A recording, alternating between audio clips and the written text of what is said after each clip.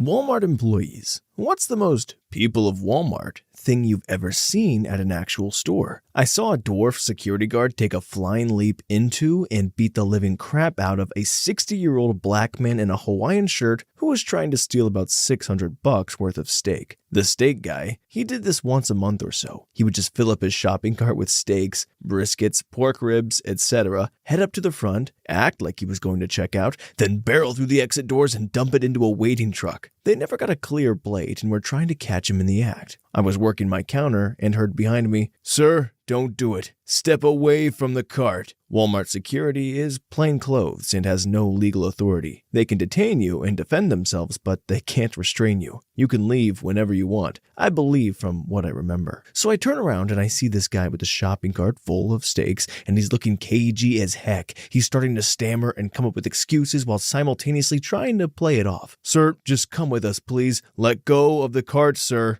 The guard trying to calm him down was the head of security there. He was a chill guy in his 30s, but built like a brick crap house. You might think he was chubby if you looked at him. You wouldn't dream he could bench 340 plus pounds. So the steak guy, he makes his break. He tries to blow past Chubbs McMuscles and they end up going into a stack of DVDs. Then came Eric. Eric was I'm honestly not sure he would qualify as a dwarf, perhaps just a guy with a growing disability. He was about 4 feet tall. Max, he would look like a 12-year-old except for the fact that he was completely effing yoked. He was one of those just itching for action type of guys. He seemed like he had something to prove. So Muscle Chubbs and Steak Guy are down in the DVDs, and Steak Guy goes to get up, and here comes Eric. I'm probably wrong, but I swear in my mind I heard, "Yeah!" And I hear the little effer leap through the air, both feet out, and just cannonballed this guy in the chest, feet first. He went down again. I heard Chubbs yell, "Eric, no!" as he scrambled onto the guy's chest and just started throwing little hands into this dude's face. Just wham, wham, wham, wham, wham. This is not what they teach you to do in Walmart security, by the way. Loss prevention, I think, is the official department. Eric was fired pretty much immediately. Walmart got sued, and they'd have been better off just letting the guy run out with the steaks. But boy, what a show. Edit, a little epilogue. I just found out Eric's actual name was Josh. I couldn't remember it. I made one up. And he's a predatory offender who was recently arrested for going to an elementary school as an elf with an offender status. Life is weird. Story 2. My time to effing shine. I knew those 4 years at Walmart would pay off eventually. I worked the service desk, so I dealt with and saw some of the most epic people of Walmart and the bullcrap imaginable. 1. I had a couple attempt to return a half-empty and exceptionally sticky bottle of KY because it didn't work, and it still hurt when he put it in my butt. I stood there for a solid 30 seconds holding a half-used bottle of lube that was bought and used to shove something up this woman's butt before I regretfully informed them that I couldn't possibly process this return. I handed them their lube back and then went to the bathroom to dry heave and wash my hands. 2. I had a middle-aged guy come in and ask for a paper job application because for whatever reason, he didn't feel comfortable using the online kiosk. Okay, whatever, it's a slow night and I don't have crap to do. I scrounged up a paper application and he started to fill it out at the desk. We shot the crap while he was filling it out. He was funny and we had the same taste in books. Once he got to the question, "Have you ever been convicted of a felony?" he paused and asked me if he should answer that honestly. I told him yes, because if HR ran his name and found something, then he would be ineligible for hire since he lied. He then proceeded to tell me he had been convicted of a felony. I shrugged. Whatever, dude. Welcome to Walmart. Freak family, homie. And it was a sex crime, he says. Well, crimes. At this point, I take a step back. "Oh, don't worry, I only essayed guys, so you're fine," he said and calmly went back to filling out his application as my eyebrows met my hairline. 3. We had a customer, we called her Huffy, because she would come in and huff the aerosol dust remover that people use to clean their keyboards, get high, and then pass out in the bathroom for a few hours. I should also tell you that at the end of our parking lot was a small grassy median, and on the other side of the median is a Burger King. Remember this note. Well, management and loss prevention got tired of old Huffy coming in and stealing dust remover and taking up valuable bathroom space. So the next time she came in, a manager and a loss prevention associate were in her like flies on crap. Somehow that wily old Huffy was able to partake in a few cans of dust remover before the two associates moved in. Once Huffy saw two employees walking towards her, she took off, with Walmart's best giving chase. I'm not sure why they chased her, honestly. It was probably a slow day for them. The electronics worker who saw this all go down got on his walkie and radioed us up to the front. Crap's going down and it's moving towards you. I didn't have anybody at the desk, so I moved out on the floor just in time to see Huffy and the two associates streak through the doors like bats out of hell. I ran to the door because I am not one to miss a crap show. I saw Huffy get in her car and make a break out of the parking lot, clipping two cars as she made her escape, leaving the winded Walmart workers watching her drive off into the sunset. Now, believe it or not, but someone who has just huffed 2 cans of dust remover isn't the best driver. I watched the car start to swerve halfway down the parking lot, then straighten out as Huffy gunned it. She jumped the median and slammed her car through the back wall of the Burger King, coming to the stop in the vicinity of the kitchen. Hands down, one of the better attempts to escape the long arm of the Walmart law I've ever seen. Guys, we are 2 stories in and it's already hectic. How is there not a reality TV show on Walmart? This is amazing. Story 3. When I worked there was a dancer, or waitress, likely the former, who always came in with tons of $1 bills. She was problematic, so I tried to avoid being her cashier. One night I was the only one working and she starts her order. It's pretty late. She has her daughter who is playing with markers that the woman gave her to occupy her. She doesn't want to buy them. Couldn't if she wanted. They're scattered throughout the store. I scan tons of things and we get to the end and she doesn't have enough money. Cue voiding items, checking price, putting them back on. I recall that she took off the diapers but kept some of the superfluous stuff. We get to the end of her order and she finally pays. I've got more than half her crap plus the mostly empty box of markers on the belt. I print her receipt twice so I can take a look. She bought 12 items. It took over an effing hour. There were something like 40 voided items. Ridiculous. Story 4. I saw a cashier coworker get arrested at her cash register for theft. She had been air scanning items and giving them away to her friends and family. When I worked as a cashier, someone gave me a fake $100 bill so badly made the ink smeared when I scratched the corner. I had to walk away from my register and notify the floor manager. To my surprise, the people didn't seem to understand what was happening and waited there until the cops showed up and arrested them.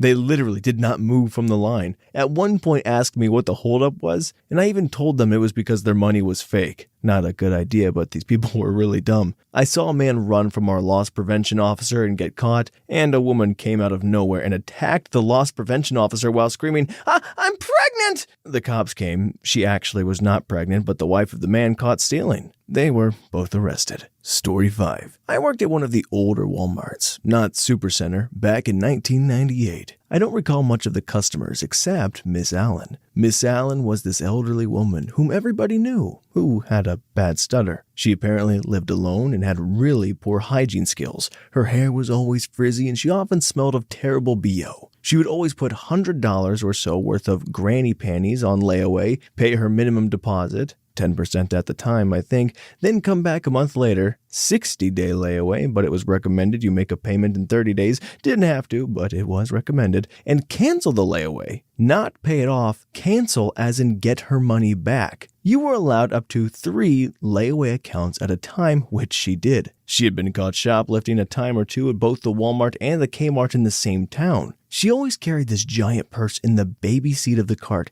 big enough to probably smuggle out a TV. She was caught a few times trying to make off with the granny panties when loss prevention and the local police department tried to question her. She tried speaking with a really bad stutter and they just had to let her go. Story 6.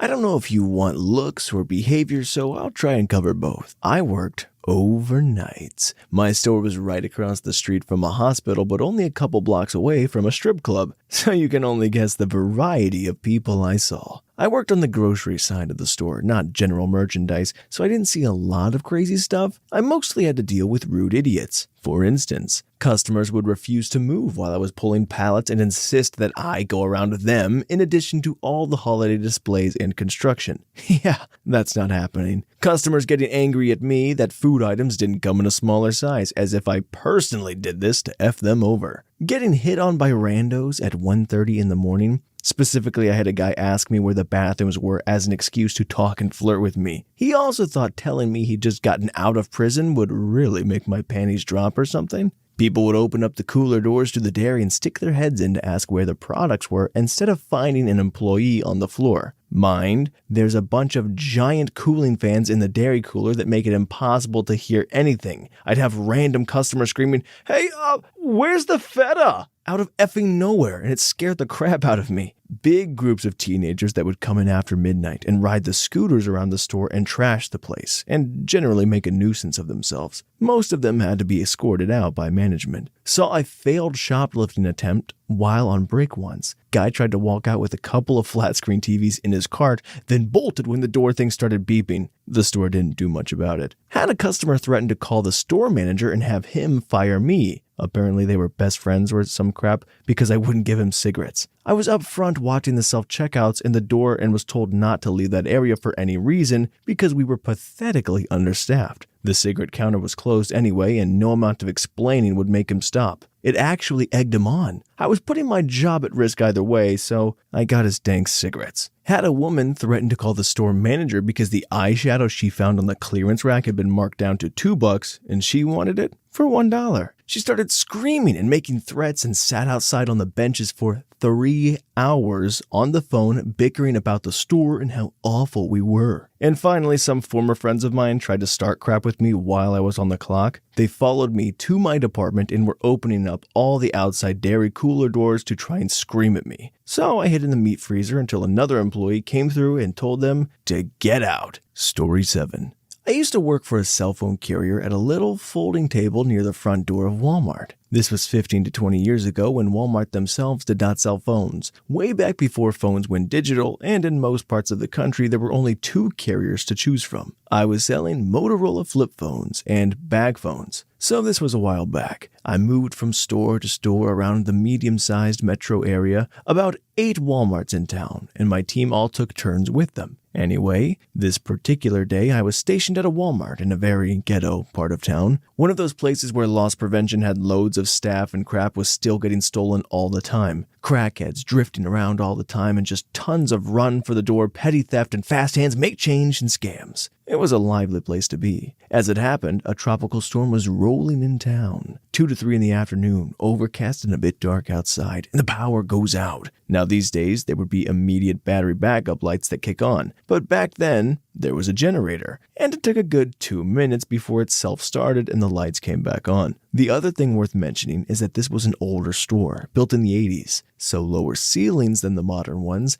and back before they put skylights everywhere. The point is, it was pitch black on that building for a good couple of minutes. Aside from the handful of emergency exit signs, there were no lights. Now, you remember back in grade school when the power would go out and everyone in class would just start screaming because, well, they could? It was like that. I was about 20 yards into the building, sitting at a little card table just past the little hot dog stand and restaurant place. Remember them? And the roar of noise was deafening and immediate. And then, after about 20 seconds, people seemed to realize that the lights were not going to come right back on, and there was an opportunity afoot. And it happened. Seemingly all at once, dang near every customer in the building grabbed a handful of whatever they were standing next to and made a run for the door. It was, and still is, one of the craziest things I have ever seen. I was sitting next to a little half-height wall that surrounded the seating for the hot dog place and close enough to the door that I was not in total darkness. So everyone was running past me and not into me. I literally had front row seating for this whole thing. For 30 seconds, it was just streams of people dragging all kinds of crap along with them, while the 2 security guys who worked the front door were frantically trying to stop them and grabbing at whatever they were carrying. Someone grabbed 2 of the display model phones off my little table as he went past.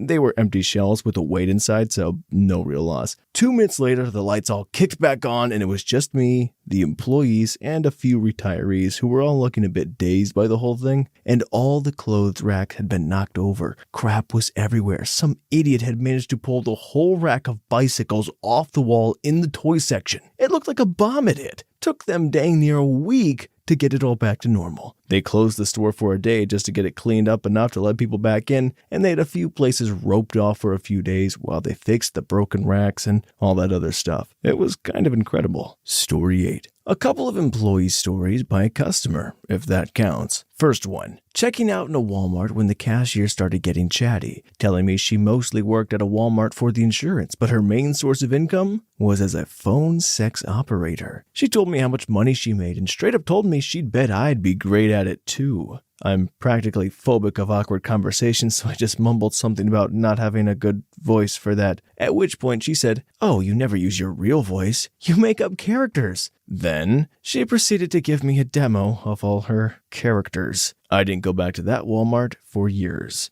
Second one is all on me. In a different local Walmart, there was one greeter who was super nice and friendly, and I always stopped to chat with him a few minutes, but always just about boring stuff like the weather, nothing personal. For a couple of years. In my defense, I'd only ever seen two types of people working as Walmart greeters, the elderly and the disabled, physical or mental. This guy was not old and had no apparent physical disabilities, so I just kind of assumed he had a mental impairment of some sort, and the fact that he was cheerful about being a Walmart greeter added to this assumption. Nope, turns out he also only worked at Walmart for insurance, for himself and his kids, but his real job was owning a long-standing karate school, and he himself was a multi-level black belt. I don't remember what level. He never knew I originally assumed he was mentally disabled, and I learned a very valuable and lasting lesson about assumptions and judging people by job or appearance. Don't get caught stealing around that guy. He's working the front door and he's ready to kill. Quiet! Story 9. This is old, so I'm probably wasting my time, but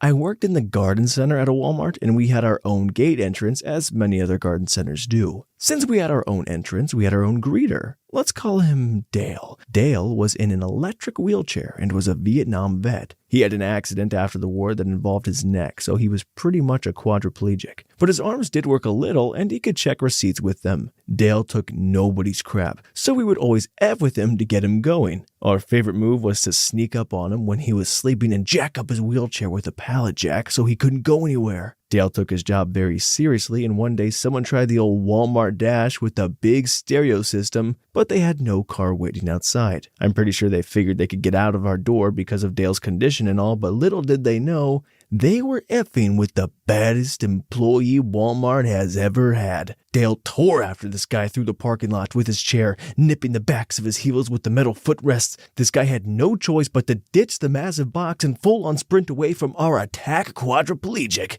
Dale then got in front of the box and pushed it with his foot all the way back to the store, as happy as he could be. Rest in peace, Dale. Story 10. Not an employee, but I have had a few moments where I walked into the store and felt so bad for these employees. One time my husband and I decided to finish up our food shopping at Walmart. This cashier flagged us down and we thought she may have just started her shift. Little did we know, she was a very disgruntled employee and wanted to rant to us about her problems with Walmart. We felt bad, so we talked to her for a couple of minutes before she even scanned our items. She felt good afterwards and said, "You know what? F this place. I like you guys, so I'm going to do something for you." Next thing we knew, she pretended to scan nearly all of the items in the cart. Then she took some of the items that were worth more than $5 and charged us half price or less. I would have been gosh danged if I dared at second thoughts about it. She made our week. A cart full of stuff that should have been at least $150 went down to $40 or something. It doesn't look like she works there anymore. I could only hope that she didn't get in trouble and found something better. God bless her. Another time, this lady had a full cart of groceries and decided to hold up the whole line so a family member could run all the way back to the freezer aisle and get Hot Pockets. Then there was a time where the cops were called because a kid was choking another kid while the moms were nowhere to be found. And of course, people who decide it's a great idea to come into a store dressed like they are about to strip in the middle of the clothes section. Story 11. Oh gosh, here we go. During a dark time in my life, many years ago, I stocked a Walmart working overnights. Now, daytime Walmart is weird enough, but nighttime Walmart might as well be the effing Twilight Zone. There's a lot of stories, but one that stands out to me is one night around 3 a.m. I'm helping stock the health and beauty aisles. If you ever shop at a Walmart, you also know this is where the lube and condoms and pregnancy tests, etc. are kept. I'm rounding the corner to move into this aisle when I hear a hushed but slightly panicked voice. Now, the sex stuff is a high theft area, so I listen thinking someone is trying to jack some pregnancy tests. What I heard went beyond the normal Walmart effery. The last thing I heard before coming into view was, "You better not be. Mom and Dad will kill the both of us." I come around to see a male and female teenager stop dead and look at me white as ghosts. They have similar hair color and skin complexions, and well, given what was said between them, it's fair to assume they were brother and sister. And in the sister's hands were several boxes of pregnancy tests. They just walk away, silently, awkward, after seeing me. Yep, total Roll Tide moment at Walmart. Story 12. I remember one time, close to closing, these two guys come in. I didn't mind, the guys were usually quick and only wanted food. To my surprise, they come to my cash, and one had shoes in his hand and a tag. Whatever, I notice he's really jovial and couldn't stand still longer than 2 seconds. Finally, I figure out he's completely wasted. The other guy was his friend and thankfully sober. Drunk guy excitedly says he's wearing the shoes he bought, so that's why he's carrying his other ones and has the tag. Well, that's no big deal to me. People do that all the time. So I said okay and wasn't really paying attention to what my screen said and politely said, "May I put your shoes in a bag with that tag, just in case?" "Yeah, what an awesome idea, thanks." He paused and started bouncing like a little kid. Can I show you my new shoes? Can I? His friend shrugged and shot me a look. Well, seemed harmless, right? I said, "Sure," to humor him. He then shows me pink slippers. No kidding, I stared and then pasted a smile. Yeah, they're nice. He's absolutely giddy with excitement, and just as I was about to point out something, he grabs the bag after paying and shouts, "Thank you!" Then proceeds to run outside as happy as can be in the pouring rain. Story 13. Had a random dude try to steal my cart on my way out to my car. Grabbed the cart and told me it was his. Told him we could go back inside and sort it out with the loss prevention guys there. He just kept repeating it was his. I had enough, and I just pulled it with me back towards the building. He tried to stop me by grabbing onto the other side of the cart, ended up getting dragged along with it. Then after getting dragged a few feet, screamed, "F you!" and ran off. I went back in and told the guys there was some crazy a-hole trying to steal people's groceries in the parking lot. I can't figure out for the life of me why he didn't just grab the ice cream and the batteries I had in the cart and run off with those instead of trying to take the whole cart. Story 14. Was in a Sam's Club in the area where you get food and stuff, cafeteria, if you will, and there was this family that seemed kind of redneck or whatever. I don't really know how to explain it, but the father, who seemed to be in decent shape, a little old, but nonetheless, he was in a scooter thing, so I assumed he might be disabled or something, making it hard for him to walk. I saw him driving it through the store previously with the group shopping beforehand. Anyway, my dad, brother, and I sat down eating a slice of pizza or whatever we were doing, and then they were behind us. In a line, we look, and the dad, after getting his drink cup, drives towards the fountain and gets up and walks without skipping a beat. He looks over the drinks there and looks around in confusion, then yells loud as F, They ain't got no gosh dang mellow yellow. This is some bull crap." My dad, brother, and I look at one another and crack up laughing, trying to mind our own business. To this day, years later at this point, we still mess with each other, quoting him at random times. "They ain't got no gosh dang mellow yellow." we always get a laugh out of it. Story 15. Used to work in Walmart Electronics. There would be this slightly overweight couple that would come in like every month with their welfare check to buy new games or TVs. The kicker was that they had a baby, and not one time did any one of us see them buy actual food or formula or whatever for it. They were also gross as F, and I feel bad for the kid. All of us as employees could smell them coming before they got to our department. We would draw straws for who had to help them. Like you could see all the dirt and grease on them. I would buy people lunch so I didn't have to wait on them because they would be there for like an hour trying to talk about video games and crap to whoever was unfortunate enough to have to help them. Story 16. A bit late, but I just ended 4 years at Walmart. My best story was the time I was sitting at lunch outside and a car drives up the road super fast. It's a straight roadway with a few lights. It's like 2 a.m. Anyway, I see car lights go up over the top of the hedge blocking the road.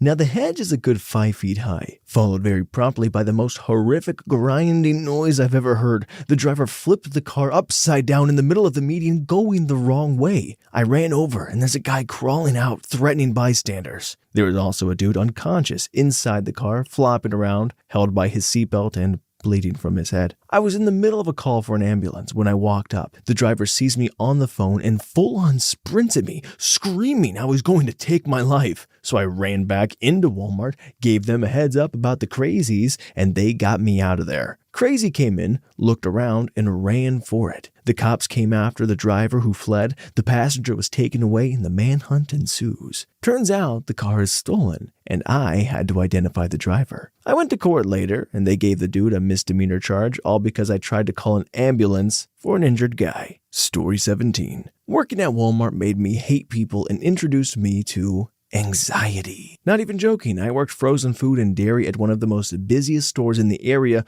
on the not-so-good side of town, and definitely the most popular store to use your WIC coupons. I was the only one most nights in charge of refilling milk, eggs, unloading milk, dairy, and frozen food trucks. Management had a great scheme to tell me I could only work 38 hours a week so they didn't have to give me full-time with benefits. Just had to add a little backstory to how much I hated this place. Now, on to the crappy people. 1. 2 guys tossing a gallon of milk to each other. Not like a little, here you go, toss, but I can throw this gallon and almost hit the ceiling. I hope you can catch that kind of toss. I just sit there watching them in speechless disbelief that they were doing this. It, of course, drops through the other dude's hands and the milk explodes everywhere. They just grab another gallon and leave with a Mabby, and stood there and watched that puddle in defeat for what felt like an eternity before going to get the mops. 2. Caught several women stealing eggs out of the cartons and putting them in their purses. This was almost a daily occurrence. It was so bad they even had cameras put up in front of the eggs. 3. Filling in on the night shift some days, where thankfully I didn't have to work frozen food or dairy. Some definite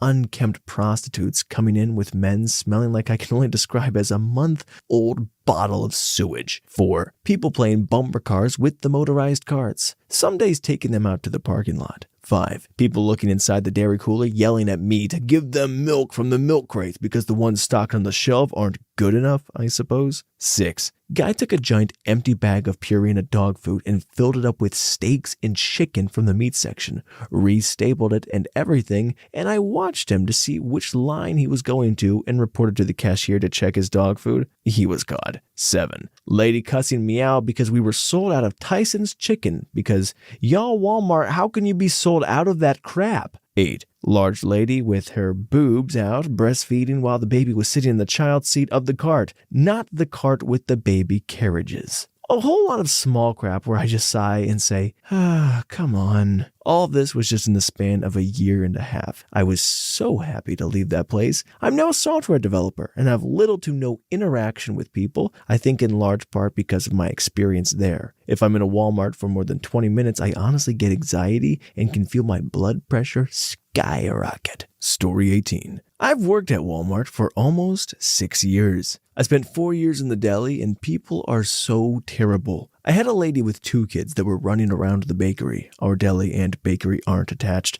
and the boy falls, busting his tooth or teeth up out of his gum through his lip. He decides to have his crying crap cut with his mom at the deli. I call the code white. Chaos. People keep lining up around the crying, bleeding baby to order lunch meat for some reason. The boy's sister claims he slipped on a loaf of bread. The mom is upset at any Walmart associate that looks at her. Ambulance takes the kid away, and we finally continue on with our night. I was serving a couple that smelled rank as F when a grandmother and young granddaughter come up. I'm looking at the kid because I think she's cute when she throws up. I literally watched the vomit come out of her mouth. I contemplate self-unaliving at this moment. Late at night at 11 p.m., I saw a lady come in the store shopping like everything is okay, in her bathrobe and hair up in a towel. Whatever. I have so many stories. Someone please unalive me. Story 19. My first night cashiering on my own, I was working late, and had a man come through my line with every head of lettuce we had at like 11 p.m. It was like 100, maybe 200 heads of lettuce. He didn't say anything about it when I asked him what all the lettuce was for, and the CSM who came over to help me, before I knew how to scan stuff in large quantities, looked just as confused as I was. There was another incident recently with a customer who went through self-checkout and bought like 50 bananas one by one by one on separate counters, but at least that one got explained to me.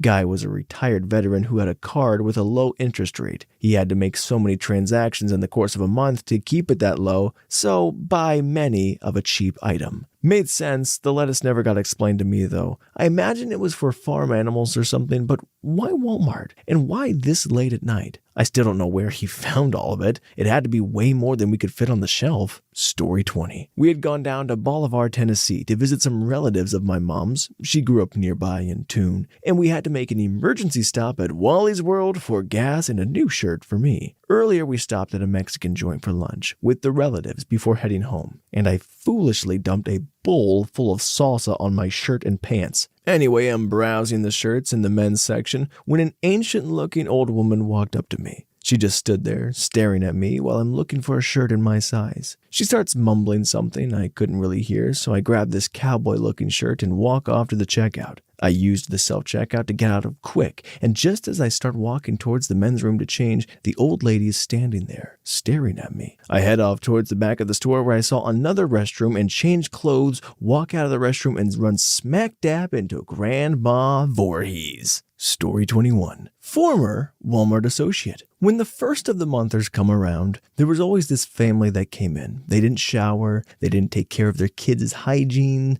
their clothes were caked in dirt and stains. They'd always come in and, I kid you not, get at least 5 shopping carts worth of an assortment of chips, soda, candy, frozen dinners, ice cream, toys, random gardening stuff, just random things that they don't need. Their kids, who were obese little pieces of crap, were catastrophic when they came through. My first time ever running into this family, I was on overnight stock before the cap system came in for you current associates, and I was stocking, minding my own business. I see them come into my aisle, bakery. I don't think anything of it, just another poor family who needs assistance. As I'm stocking, I hear the dad say, "Put that down," to one of the kids, and he shouts, "No!" You know, normal parenting stuff. This is where it gets good. The dad looks at him and says, "Don't F around say no to me. Now put that gosh dang bag of sugar back on the shelf." Then the kid slams it against the shelf. Thank goodness it was only a 4-pound bag, and starts whipping it around and spinning in circles, spreading the sugar all over the aisle. The dad grabs him by his little mullet and pulls the kid into the action alley, the main road in Walmart, where the mom and other son are waiting with their shopping carts. Second occurrence with these people was a few months later, still working bakery aisle, because I was the second best at it and it was holiday season. During the holiday season, we have the bake center, which a few years ago was a large metal shelf that was way taller than the rest of the normal shelves. And I'm sure this story contributes to it now being just normal shelves in Action Alley. So, loaded night, last night before days off, hashtag let's get this bread.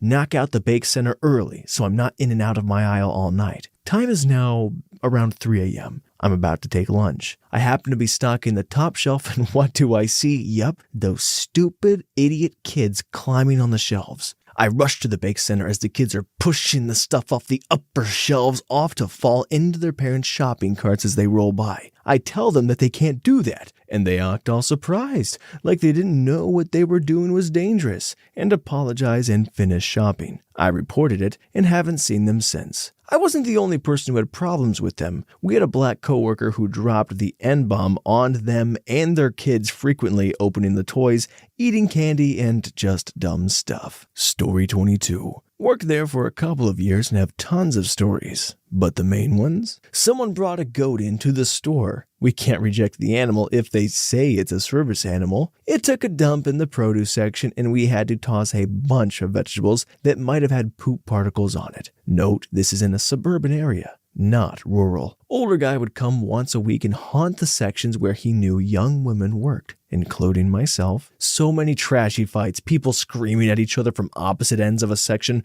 calling each other a-hell and female dog, and always over something dumb like whether or not to buy the kid a shirt. Creepy garden associate who would hit on all the young women, including myself. Someone took a dump in the infants department, then tried to hide it with a tricycle. A common one, but still stupid. People trying to switch the price stickers to get a cheaper price. It doesn't work. Almost all products have the UPC code on the actual product, so that dress you want for $5 and is actually $25, it's not gonna happen. Story 23. Worked at a Walmart neighborhood marketplace for about a year. One day, me and a coworker were walking around the store, just shooting the crap, when we came upon the bathroom. A young man was standing to the entrance to the men's room with his pants down to his knees. He was holding his belt and nodding off while standing. We tried to wake him up and get him to move out of the door, but he wouldn't budge. After alerting our store manager, she wanted us to kick him out. We began trying to help him walk out of the hallway that leads to the bathroom. He had a moment of clarity and pulled his pants up and said he was fine. Took 3 steps and started nodding off again while his legs began to bow. His pants slid back down to his knees and he passed out standing up right in front of us. We weren't in an awful part of town, but it really wasn't surprising when someone was shooting up in our bathroom. This short year gave me quite a few stories, but that one takes the cake. Story 24.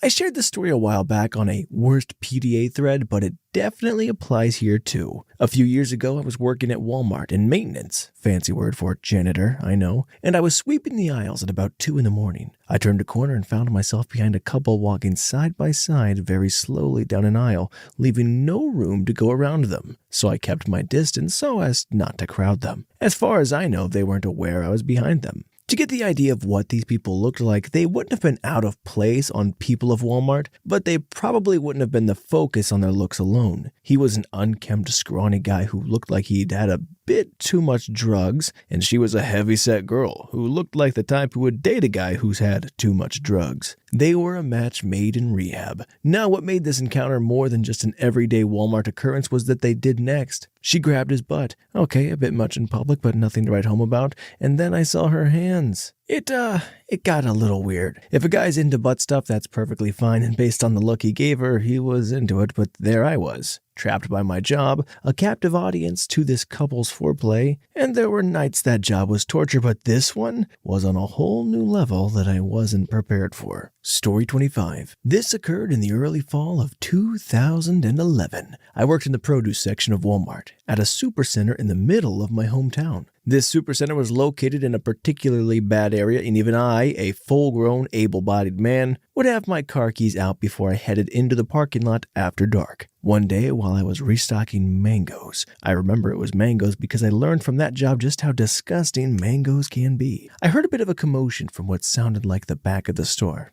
No big deal, it's a bad Walmart in a bad area of a not very good city, right? So I go back to gross mango duty. A short while later, some police and a paramedic crew come past produce, headed in that direction. Again, bad Walmart, bad neighborhood, bad city, par for the course. Back to the mango grossness because somebody fell over drunk in the back of the store or something. So break time comes and I head to the back, which takes me past the dairy section. I see a blanket covering what looks like a body and blood all over the glass door milk refrigerators, and I kid you not, my first thought was, wow, that's pretty intense for the way of Halloween decorations. Dairy guys. Then it occurred to me that somebody actually died, but not just happened to be at Walmart when they died, which for 1.5 million employee chain store is to be expected. No, somebody got murdered.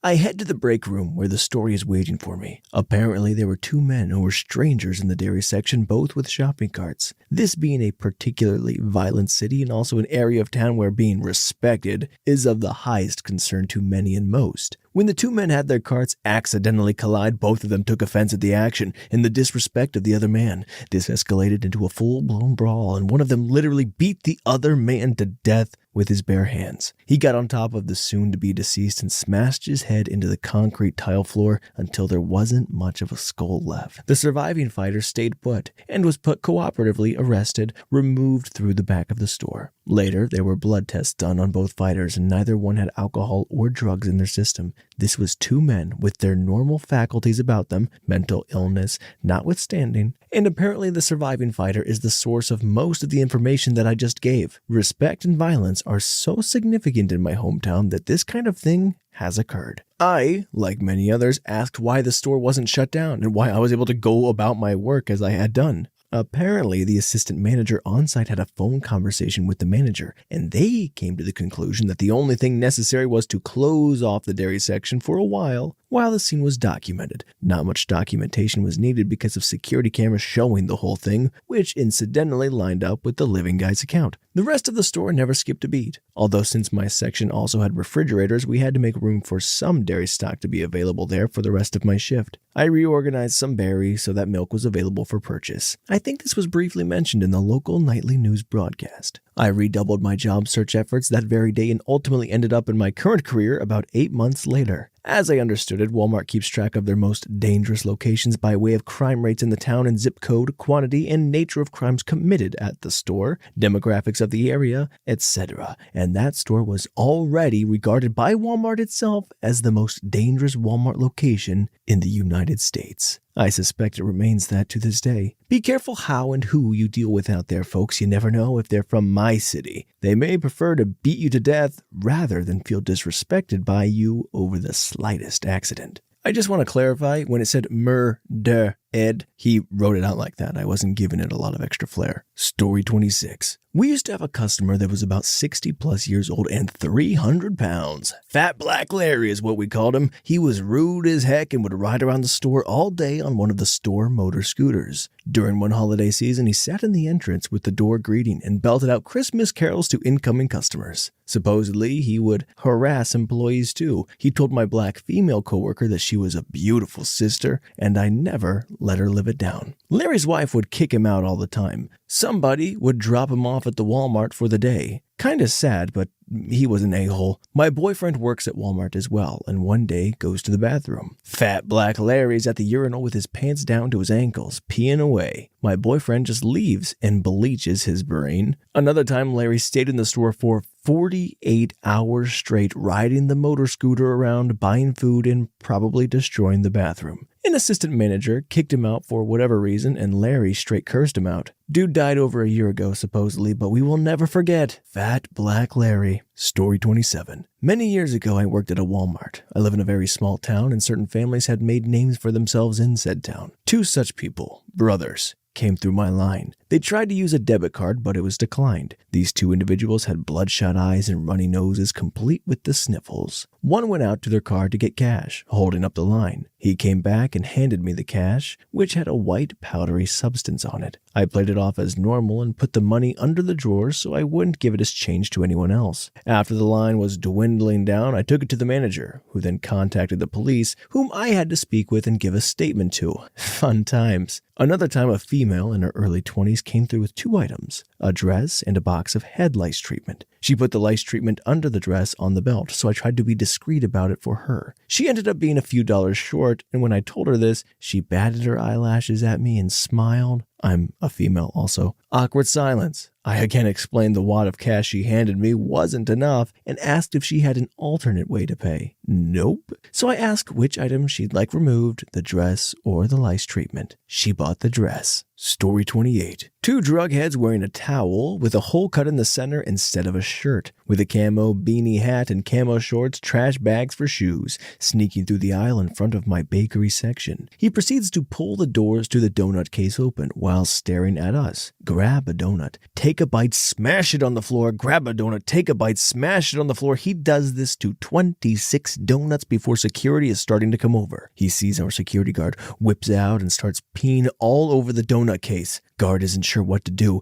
Dude tries to run. He gives chase. Towel boy trips, slams into the floor hard as heck, and then is escorted out to custody. Butt cheeks. Manager comes over and tells me to clean up the mess the dude had made. I told her she doesn't pay me enough for that, and if she didn't want to find a new baker that night, they needed to call in a service to clean it up. That crap is a biohazard. I'm here to bake frozen French bread. No way in heck. Story 29. During my Walmart stint, 1. A guy ODs in our front bathroom. Management puts an employee in the doorway of the restroom to keep customers from accessing it before the cops get there. Cue 20 people queuing up to get in. The poor employee turning each of them away only to have each person in line pretend they hadn't heard him and demanding to be let in. Just one after another. 2. Mrs. Havisham, older lady, showed up about once a fortnight wearing a wedding dress of indeterminate age. She would beeline for the deli, grab a tuna salad sandwich, and wander around eating it while muttering to herself between bites. I always felt sorry for her. 3. The 400-pound guy in a comically oversized puffed parka who proceeded to try and smuggle everything he touched, and I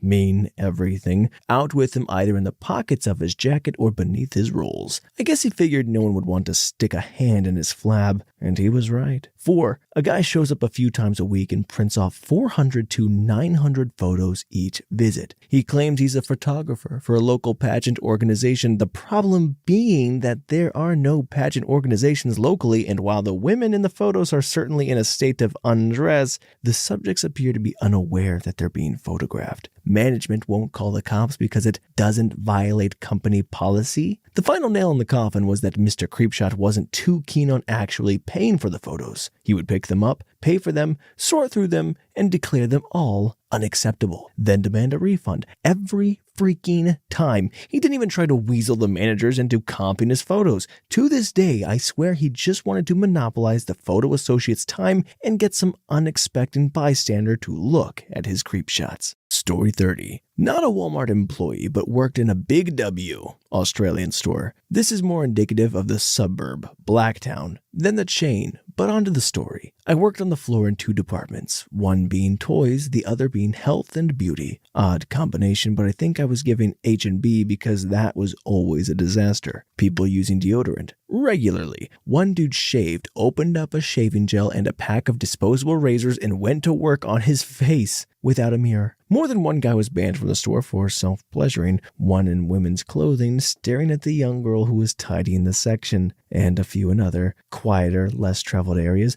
But the strangest was the guy staring at the greeting cards as he furiously felt himself up, and he didn't stop when approached by staff. One woman, I saw her with her hand down the front of her pants and thought, it's normally guys we catch doing this, and watched her for about 1 to 2 minutes. Hey, I was 15 years old and a boy, don't hate me. And she starts adjusting her pants, so I slip an aisle over and watch her pass, then enter the aisle she was in. To finish what she was doing, I found on the shelf she was using a tampon. Story 31. I worked customer service for 4 months and worked them for 3 to 5 years overall. I don't want to share mocking stories of those who shop at Walmart, or tantrums I've seen, or nightmare shopping Fridays that would never end. I want to put a light on the suffering that many of the shoppers are faced with. During the 4 months that my soul could weather customers, I saw suffering and hate. I watched a young couple become stranded after being robbed and left homeless on the first true snowstorm on a frozen winter night. I chose to return, with receipt, a faded, stained, and tattered boy's coat in the name of making ends meet for a homeless father of 3. I saw white men verbally berate Spanish-speaking women for speaking the language of her conversation. I couldn't help. I could hardly keep myself above water. Every day I would stare at a community involvement poster of how much Walmart raised, not donated, to help the area. And I would watch my coworkers sacrifice their health day in and day out to stay employed, but not be compensated with health care or sick leave. Story 32. I worked overnights about a block from a casino for many years, and I have seen many things. A man's bare butt cheeks sticking out from under one of the stalls in the bathroom because he went to the liquor store across the street, stole and drank a pint of Jack Daniels while walking to our store. Once there, he stole a 12-pack of Bud Light and drank all of them alone in the handicapped stall. Similar story, different guy. Same idea, stole liquor and got crap-faced in the bathroom. He was found having vomited and crapped all over himself. The cops came, cussed him out for having to deal with him, wrapped him in a giant trash bag with only his head sticking out, and wheeled him out in one of the giant Walmart wheelchairs. My favorite are the after-party white girl wasted types stopping by at 3 a.m. after a night out. I once had a really hard night. I was starving and I was really effing tired. This girl was wobbling up to the only cash register open at 3 a.m. wearing one of those really tight club dresses and no underwear. How do I know she had no underwear, you ask? Well, her dress had ridden up to over her belly button and she was standing there, butt cheeks out, drunkenly arguing with the lady about the price of her diapers, cigarettes, and tampons. I came really close to buying her crap just so I could get my food and go eat. She fell down on her way out. John Cena came in one time, not People of Walmart style, but weird. Merchant Marines were a trip. They always had the most interesting baskets with a wide variety of goods. I realized they were at sea and Lord knows how long it had been since they hit up a store, but it was like an insane person shopping list. 4 giant bags of M&Ms, a backpack, 3 laptops, 5 DVDs, some ham, a stroller, fabric, glue, crap load of pens. I was always curious, but they rarely spoke English. Nice guys, though. I once sold 40 feeder goldfish to a guy that said he was conducting an experiment and needed 40 fish, 20 per bag exactly. He also wanted to know where non-waxed dental floss was and if we sold 5mm copper tubes. He seemed really disappointed that I didn't ask what he was doing, but he seemed eager. I saw a guy in wrestling headgear and eye black arguing and consulting a styrofoam cup. I had an old guy get mad at me and cuss 4 people out because it took us 20 minutes to decipher him repeatedly yelling that he needed ink eradicator. You write with it like a pen. What he wanted was whiteout. Then there was the World War II sniper. That guy was a trip. Story 33. Former Walmart employee. Let me tell you about Nanook. Neither myself nor my coworkers, we worked in electronics, knew Nanook's real name, but that's what we called her for reasons that will become very clear. Nanook was a regular in our store, and she was probably one of the oddest people I've ever met. The first thing that you noticed about Nanook is that she dressed like she was in the middle of the blizzard year-round. Didn't matter if it was December or August, she would be at the store in a thick, heavy black winter coat. She also wore hunting earmuffs and dark goggles. Why? Because she didn't want to hear the hate in this country, or didn't want to see the hypocrisy in this country. She was very open about her disdain for the United States. Why she was there then, I'll never know. Nanook had a very short, regimented way of speaking, almost robotic. She wasn't from the US and couldn't quite place her accent. It seemed vaguely Eastern European, if I had to guess. She complained a lot about inconsequential things, like if she saw a woman showing a little too much skin, she would always come up to one of us and say, "I noticed a young lady with a very low top. In my culture, we would never do such a thing." She was generally harmless, she never complained about us, and never indicated she wanted us to do anything about it, like we could. She just generally bickered about the world around her, and that was it. She was in the store 4 to 5 times a week, and I never saw her buy a single thing. Odd woman. Story 34. I worked at a Walmart for 2 years. So many crazy stories, but here are the best. 1. A man choked his baby mama over an income tax return check. Literally choked her in the store as soon as she cashed her check. Took the $5,000 and he ran. They caught him in the parking lot after someone boxed him in and he tried to run on foot. It was a white trash rodeo. 2. Lady tried to steal a lot of cold cuts by shoving them into her pantyhose under her skirt and then just walked out. Loss prevention just shook their heads and detained her until cops came in. 3. A man was promptly arrested at a Black Friday event because he put a 6-year-old in a headlock in order to take a Tickle Me Elmo the child had. 4. 2 women got knocked down, dragged out, fight over some Pioneer woman cookware at the same Black Friday event as the Elmo incident. Turns out they knew each other from church. 5. Some guys filled up 3 baskets full of orange juice and they told me they were having a frat party, college town, with a screwdriver pool, and they still needed to pick up the kegs. I was invited, and I went. They did, in fact, make a giant screwdriver in a pool and bought out 2 Walmarts and a Winn-Dixie of all the orange juice to achieve this feat. I was so impressed. 6. Sad one. Homeless man asked the deli for leftover food at closing. They told him they were sorry, but they had to toss it all. His response? That I'm sorry for this. And he jumped over the counter, stole 1 potato log, and just sat down to eat it and wait for the police. As he was leaving, he said, "It's warm in prison. At least there's food." I may think of more, but I have to go put my kid to bed. Story 35. A guy went to the self-checkout area, stood for 20 minutes, apparently. Then when the lady on duty to monitor the area, for theft, alcohol, or tech management, tried to direct him to an open machine, he said, "You're supposed to check me out." And she said, "Sir, this is a self-checkout. I'm not supposed to do it. You are." He flipped out on her, saying that checking out was her job and she was just being a lazy female dog. And she tried to calmly explain to him the point of self-checkout, and this guy went on and on about how she's lazy and useless and shouldn't have the job if she didn't know how to do it. She called her manager. Her manager reassigned her to an actual cash register and checked the guy out herself. By the way, the guy had an entire cart full of groceries, so he was actually there for 20 minutes or so. I went back into the store after dropping off my groceries in the car, found her cash register, grabbed a piece of candy, and waited in line. When I finally got up to the cash register, I said, "You didn't deserve that. That guy, he was the female dog." Paid for my stuff and walked away after she thanked me. Story 36. Worked at a Walmart for 3 years. In the summer, I would push the carts up in the morning and clear the parking lot corrals. The only cars are the employees, old ladies, and cars left there so a designated driver and his friends could all go out. So the parking lot is virtually empty. The bottom of the parking lot had the medians where the single tree and some grass was growing, creating choke points for drivers to enter and leave. The lot was noticeably uphill, which is why push carters got 50 cents extra an hour.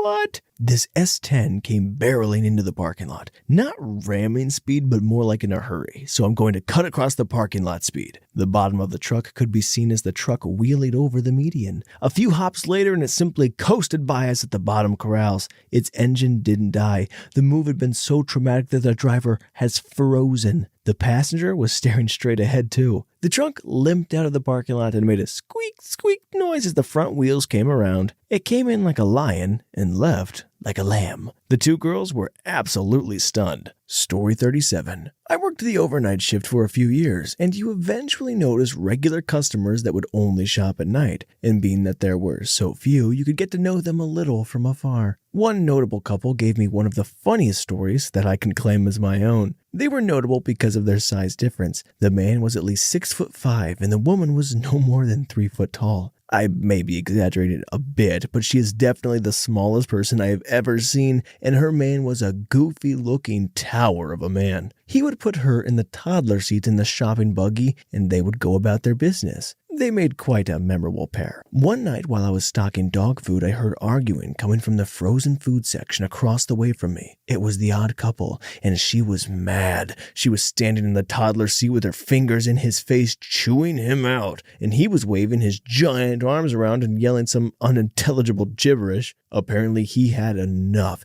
and pushed the buggy down the aisle away from him while her still being along for the ride. He walked out of the store and left her, trapped in the shopping cart. I beat feet around the corner. I wanted no part of this business and hoped that someone would eventually help the upset, tiny little woman out of her cart. I saw both people in the store after that, but I never saw them together again. Too long didn't read Big Galoot strands tiny upset woman in shopping cart. Walmart, where love goes to die. Story 38. Been working in Walmart apparel department for the last 2 months. I normally work in the men's and boys out of all the parts of the apparel area. This is important because this happened in the men's department. So one day, African-American teen and his mom come in to buy him underwear. I'm putting away jeans. She asked me what size of underwear she should buy him. I answer with a polite, "I don't know, ma'am. I don't normally estimate that." She asks if I could look at her son's underwear to estimate this. I politely refuse, pretty mentally going, "No." They walk away. A little later, I go over to the area between men's and boys to straighten up, as they call it, zone, and a back wall of pants. She spots a male customer with his girlfriend and explains that the employee, i.e. me, refused to estimate her son's underwear size and asks the male customer to estimate it. This has gotten the teen's son to facepalm and walk away as quickly as possible. Male customer hazards a guess of medium. The mom still ends up buying her son some underwear, but the teen's son seemed so embarrassed. Not the weirdest thing I've seen in retail or at Walmart so far, but definitely the most people of Walmart so far. Story 39. Not exactly people of Walmart material, but I was helping out the toy department by taking a case of 24-inch rubber balls over the automotive and filling them up. It was during the winter, and it was exceptionally cold that day.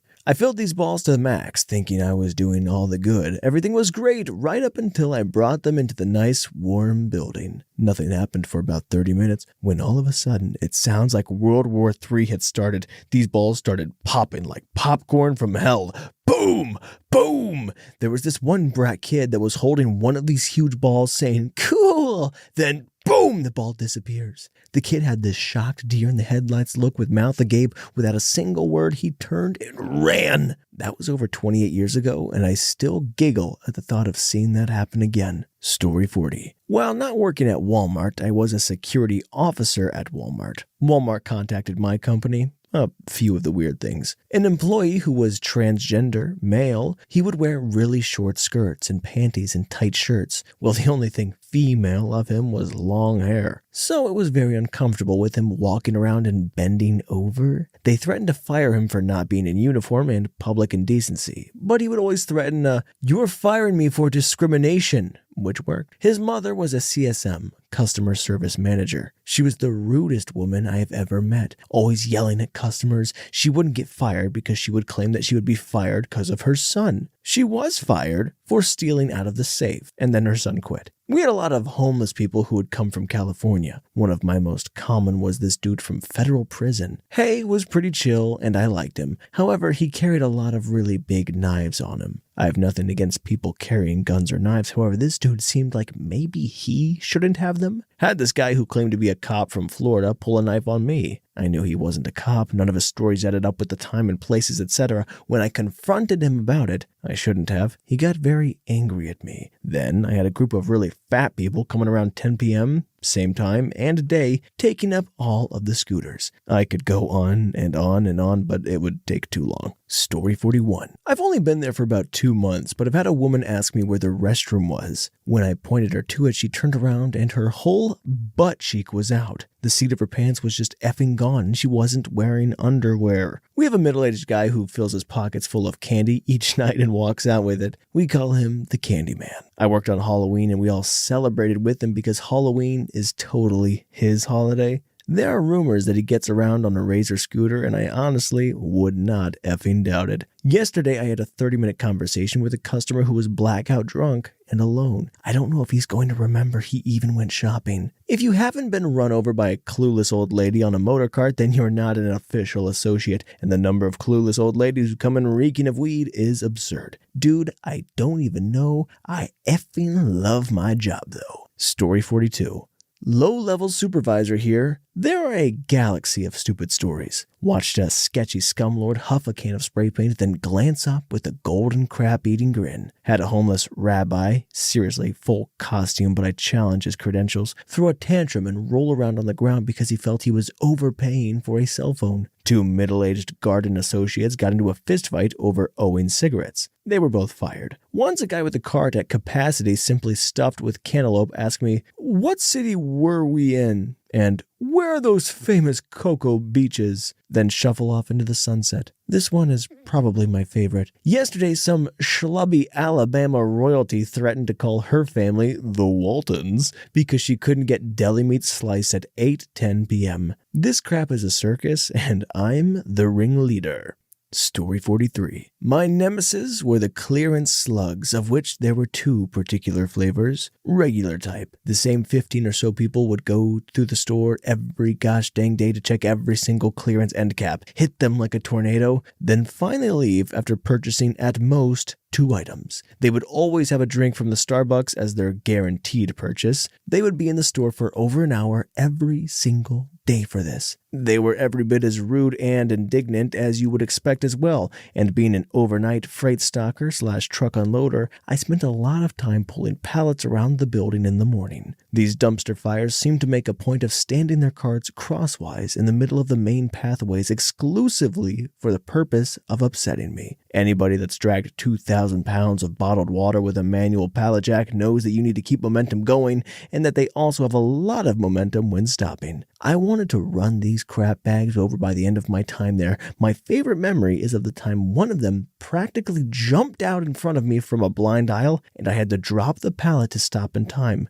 leaving a hefty scuff. I wasn't even going fast. This person must have been trying for a lawsuit or some crap. I stared this subhuman straight in the eyes for almost a minute, trying to grasp at the tiniest hint of intelligence or consideration, and I found none. For their part, they gave a suitably blank expression while focusing on their two primary tasks of continuing to breathe and also not drool over themselves. The other type is the holiday type. People think Black Friday crowds are bad. No, that's just a single 48-hour night and can provide excellent entertainment, especially if you don't give a crap about your job. The worst people are the post-holiday clearance slugs. Halloween trash is 15% off. Holy crap! Everybody get your butts down to Target and flood the aisles with carts and get into shouting matches and proxy fights using the carts over still overpriced plastic trash. I don't think the holiday variety were truly a new breed of clearance slugs, but merely invaders trying to claim territory from the local clearance slugs.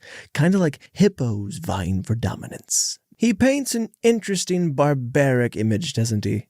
Story 44. Not an employee, but one day my wife and I went to a new supercenter in Corpus Christi, Texas. I had consumed a massive amount of tea at lunchtime and my eyeballs were about to float, if you know what I mean. I start heading for the bathrooms at the front of the store and I suddenly get slammed into from behind by a Walmart employee. No apology, no nothing. He just shoves past me and keeps walking. I was just about to yell something at him when I realized two things. He's headed for the same place I am, and he's doing quite the butt-clenched fast walk. I make a mental note to tell my wife about this while feeling a bit sorry for the guy and wondering how he didn't poop himself when he hit me. He arrived at the men's room shortly after I did. As I started unloading some of my tea in the urinal, Mr. Buttclench started unloading his issues into a pot. I've witnessed and partaken in some major toilet destruction in my time, but this was on a level I didn't realize humans could attain. Then the smell hit me. Again, I've witnessed and unleashed plenty of noxious odors in my day, but this could have been bottled and weaponized. Then again, if it was weaponized, it probably would have violated some Geneva Conventions. In the 3 to 4 minutes it took me to pee and wash my hands, Mr. Buttclench's stank got to me so badly that it gave me a pounding migraine that I had for the rest of the day. When I found my wife after leaving the men's room of doom, she asked me what was wrong because I looked unwell. She had quite the laugh when I explained my misfortune. I still wonder if Mr. Buttclench pooped a bit when he ran into me. I hope he did. Story 45. So I didn't actually witness this, but I worked at Walmart for 10 years. So anyway, one day I come into work at the service desk and one of the cashiers comes and tells me something is bothering her, that some of the other customer service people asked her to return an item they got off the shelf without a receipt and get a gift card. I tell her the loss prevention folks are actually pretty cool and will listen to her, and I would go with her if she wanted to. I come in the next morning after my day off, and as my break time comes near, I notice my relief hasn't showed up yet. An hour passes. Get my break from CSM, get lunch at the 6-hour mark because no one else has come in. They fired almost the entire service desk for theft. They had enough to call the police. One was taken out in handcuffs. The other guy jumped over the counter and scurried away. The one other girl that worked up there, she had a baby with the arrested dude, swore up and down she didn't know about it and then quit. In a twist of events, the girl who originally came to me for advice was fired for underringing her family. Story 46. I worked at Walmart in college and happened to make friends with some of the night managers. Typically, I worked something like 3 p.m. to 10 or 11, but it was almost holiday season and they needed a few cashiers to stay until midnight or even 2 a.m. sometimes. Because the poor college student that I was, I volunteered and found that the night shift folks were pretty awesome. One night in particular, it was pretty slow. They'd change out the cash in the register at midnight, and this was happening when all of a sudden it smelled overwhelmingly like human crap. Then I heard a man arguing with the dude working customer service.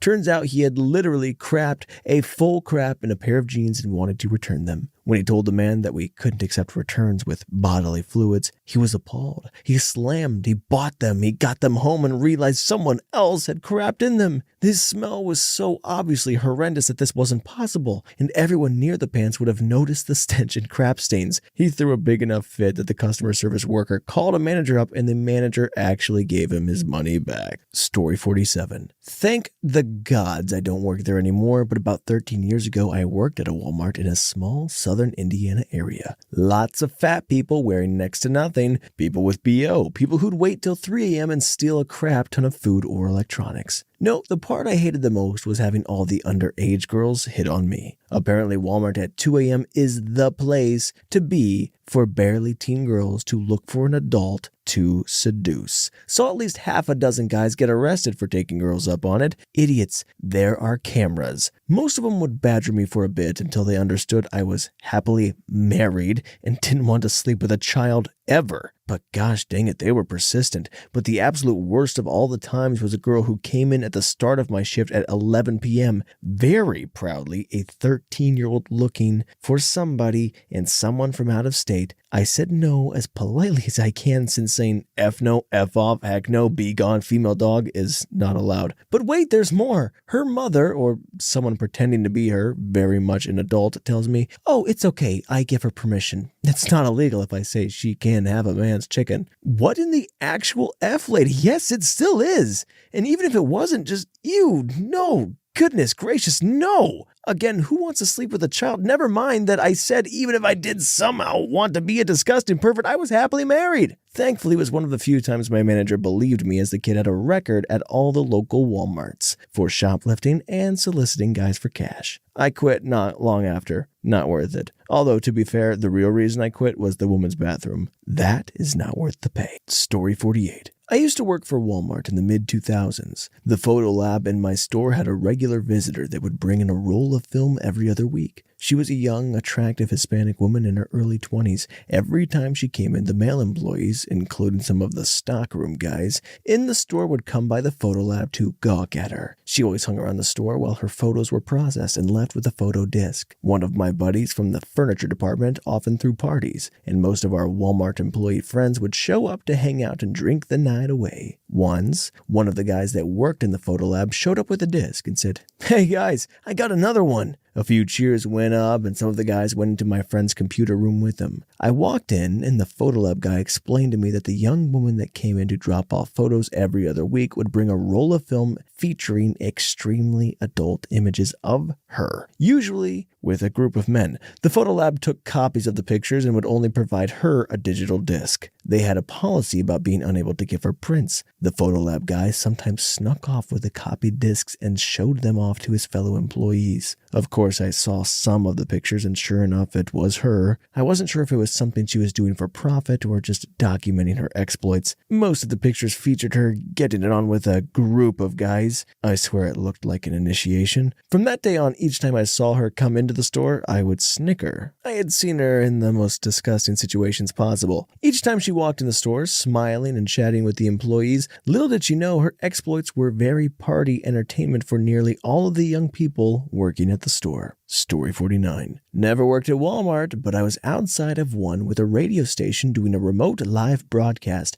promoting Memorial Day weekend sales, beer, meats, etc. I'm outside at the broadcast booth. All of a sudden, a woman comes running out of the store. Can't help but notice that there's something odd about one of her legs. My first thought was a birthmark or a burn, maybe? Nope, she had poop running down her leg. So then I assume she's had an accident, is rushing home, until I noticed that two guys are following her. Thanks to this thread, I realized they were likely the plainclothes retention specialist. Then another employee starts to follow her. "Shoplifter!" from Empire Records runs through my mind. So I have to follow the action. They follow her to the far end of the parking lot and are telling her if she doesn't come with them, she's going to get arrested. She concedes defeat and starts to go with them, poop still running down her leg. She starts clamoring about, "Just let me tell my girls," who conveniently pull up in a two-door Chevy Blazer or something like that. She breaks in away from her captors, runs to the passenger side of the truck of the girl, and it opens her door, hops in the back, and poop leg shoplifter jumps in the no longer clean seat, and they peel out, tearing through the parking lot to assumed freedom. To this day, I still wonder if she was quite literally scared crapless when she was caught trying to shoplift, or if she was attempting a smuggling operation gone horribly awry. Story 50. I was only a few months in, but my goodness. So there was this guy that I guess came regularly to buy a small amount of random stuff every day, sometimes up to 4 separate trips in one day. They called him Magic Mike,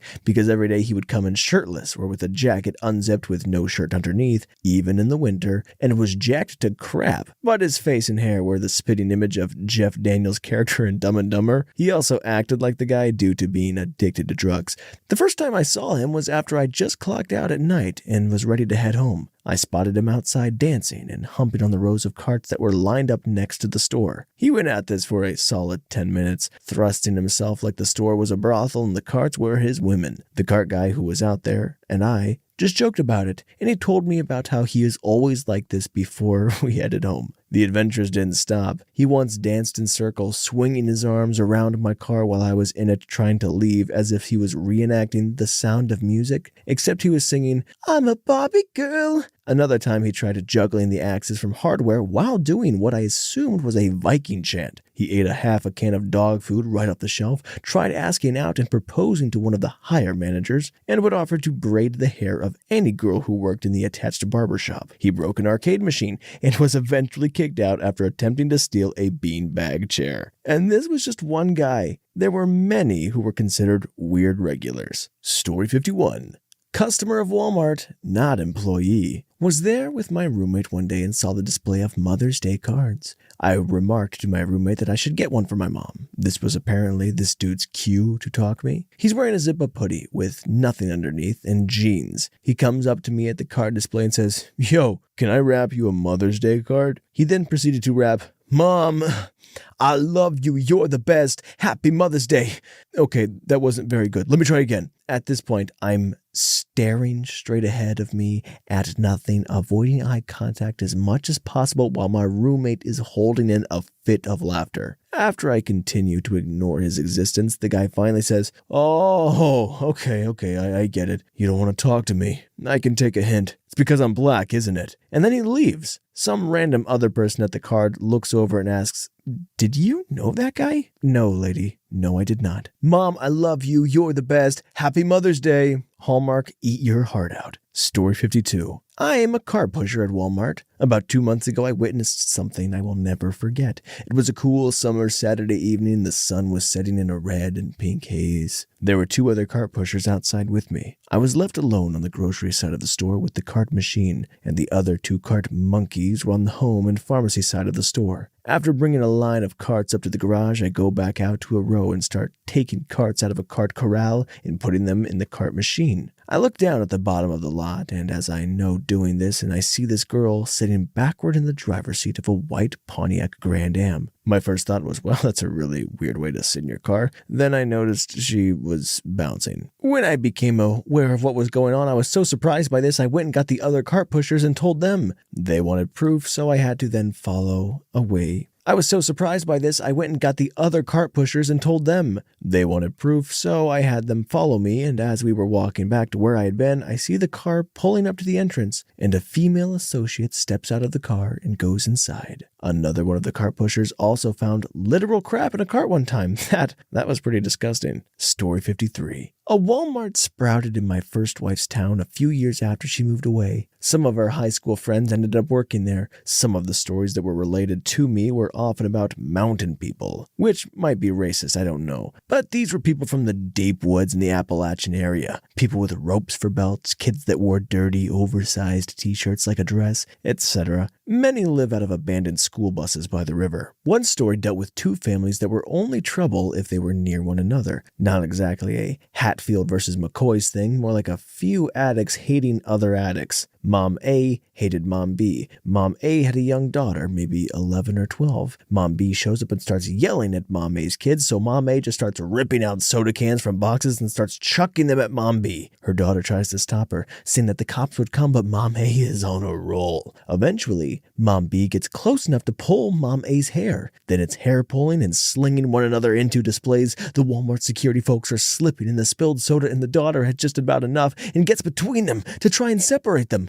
Mom B grabs at the youth, tearing off her sundress in one go. So now there was a naked person in flip-flops, 2 moms pulling each other's hair, and security guards trying to get close enough to restrain them in a growing pool of soda and broken items near the front door. Eventually, one police officer arrives, assesses the situation, and decides the best thing to do is fire his gun in the air. Inside, he fires a few shots, which causes almost everyone in the store to panic and get down on the ground, except the moms and the daughter. So all he can do is yell at them and point his gun at them. This caused a weird standoff for 5 minutes until more officers arrive and contain the situation. Another time, some kids, late teens, decide to flash mob the Walmart to steal clothing. A bunch of them coordinate via mobile phone, enter the store, put themselves in a kind of strategic position, and when the signal is made, they grab a bunch of stuff and run out of the store as a mass that security can't grab. Well, they got away with it initially. They were so stupid they bragged about it in school, and all of them were eventually caught and arrested. They had a problem where black bears and the occasional deer would wander in the automatic doors. The bears were attracted to the sodas they had out front, and the deer were just stupid, often rutting males attacking their own reflection in the glass. No one ever got hurt because no one was stupid enough to F with wildlife, and appropriate authorities would handle tranquilizing and relocating them. Old people hit a lot of people and other things in their parking lot. There were 1 to 2 incidents a week, sometimes with repeat offenders. Yeah, Bob's 86 and his license was revoked long ago, but he still gets in his car and drives himself because he's stubborn like that. Can't put an old man like that in jail. He's an oxygen. Their parking lot sometimes hosted events like radio spots, and the worst was some old woman who got stuck in reverse, slamming into the small stage where a live band was performing. Dozens were hurt, but thankfully, no one was killed. Story 54. Quite a few years ago, I was working overnights at my local Walmart. I had been there for a couple weeks and had been warned by a friend that at some point I would meet the man with no face. Apparently, this guy had been a child essayer and had finally gotten caught. The police had literally just showed up to his home to arrest him when he put a gun in his mouth and pulled the trigger.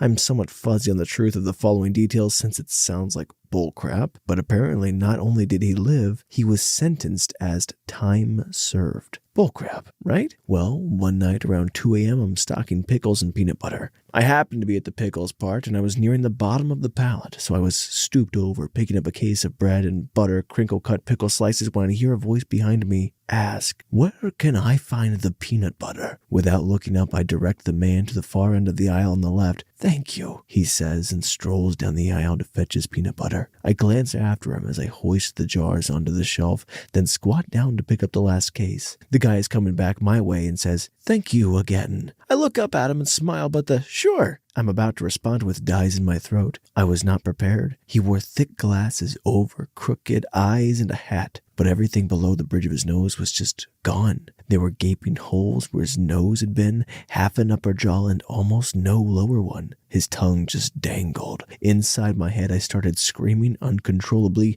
I have no idea how that mother effer could even speak, let alone speak as clearly as he did. And I sure as F don't know what he planned to do with that peanut butter. Story 55. I worked at Sam's during college. One Saturday during Christmas, when I was working in the center section, a guy stopped to ask me about the light-up deer on display. The display was the last one in stock. He wanted to know if he could get it on discount. At that time, we used a system where an item that had been discounted had a price that ended with a 91 instead of a 99. Since the display was the last one that had happened, also we had been specifically told to not even bother checking with the manager about further discounts because we were going to say no. On top of that, I was finishing a 6 a.m. to 2 a.m. shift. Being a dumb college student at the time, I had literally stayed up all night and hadn't slept. Figured I'd worked my shift and then crashed to get ready for the Saturday night. This guy keeps asking for a discounted price, claims he knows one of the managers, won't take no for an answer. He was being super annoying and entitled and ignored everything I was trying to explain to him. I'm too tired to care. Finally, I tell him the manager is up front. If he wants to find him, he leaves.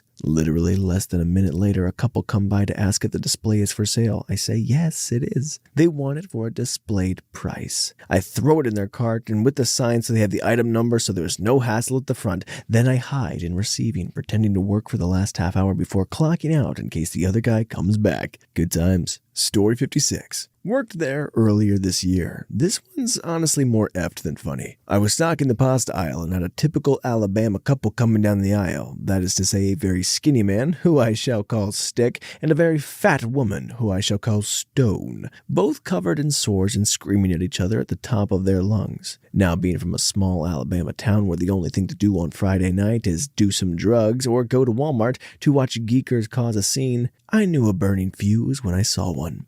so I sort of shadowed them down the aisle as they got louder and more incoherent. Well, it happened that Stick was significantly louder than Stone, and even as they rounded the corner, I could already see a customer on their phone, presumably with the police. And this is where it hits the fan. Stick was literally so loud, seriously, I think the dude's larynx had been replaced with a megaphone. Stone couldn't get a word in, so she starts with what I can only describe as boxing his ears with hands fit to rival Andre the Giant's.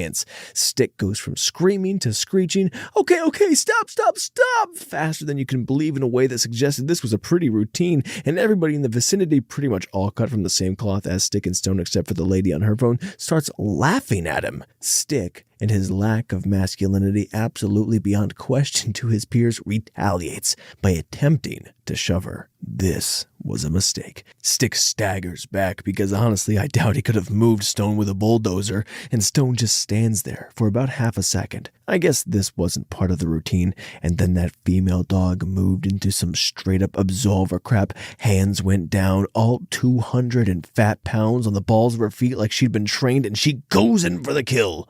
In the course of about 3 seconds, she feints high, hits him in the nuts on the flinch, follows up a gut shot, and finishes with a leg sweep haymaker combo that literally sent 3 of Stick's last 6 teeth flying into the meat locker as he goes down like a sack of hammers on Venus. Apparently the cops and loss prevention showed up about here, but my eyes were glued to the fight. So Stick goes down in a river of blood, tears, and snot. But Stone isn't done. No, as soon as Stick falls flat, she straddles him and drops her entire weight straight onto Stick's torso. I seriously thought she'd killed him for a second, and continues wailing on this guy while customers, loss prevention, and the cops are laughing themselves sick. Well, the cops let Stone get about 4 more shots in and finally heave the female dog off of Stick, who is now completely toothless, barely conscious, and under arrest. Honestly, the most effed up scenario I've ever been witness to. Are you not entertained? But seriously, that's messed up. And we don't know who was in the right or wrong, but violence isn't the answer. I guess unless you're in a Walmart, then it tends to be. Story 57. Oh, I'm finally qualified for one of these. This happened at around 3:30 on a Wednesday, so we do our price markdowns at 3 p.m., which means we are usually finishing up around that time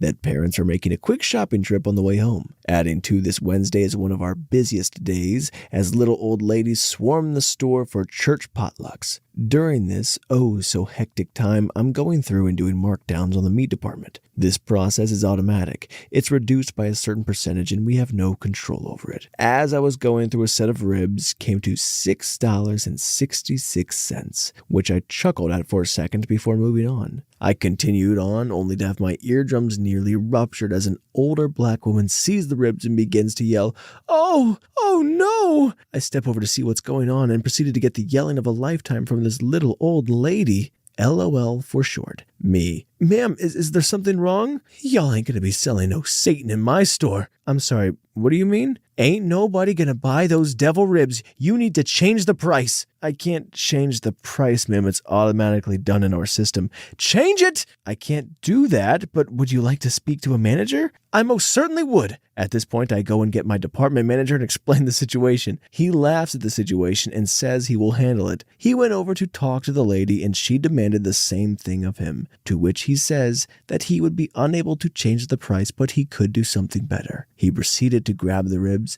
and tell her that he would buy them himself because that was his lucky number. Story 58. This is my own story. I bought a microwave about 10 years ago from Walmart. I took it home, put it in my kitchen, set the timer, and threw away the box and wrapping without giving them a second thought. It wasn't until about 3 days later that I actually tried to heat something up in it, when I realized the heating function didn't work. Even though I didn't have the box or receipt anymore, I didn't think I'd have much more problem returning it. This is Walmart after all, and it was obviously brand new. Unfortunately for me, after taking it back to the store and hauling it into customer service, I was told they would not return or exchange without the receipt. After politely discussing and then more passionately arguing with them for 5 to 10 minutes, I realized I was not making any progress, and I was going to have to fork out the money for another new microwave. I threw the broken microwave on my shoulder and started to head back to my car. And I hadn't gotten but a few steps when I realized there was absolutely no reason for me to keep the non-functioning appliance. So without giving myself time to even think twice,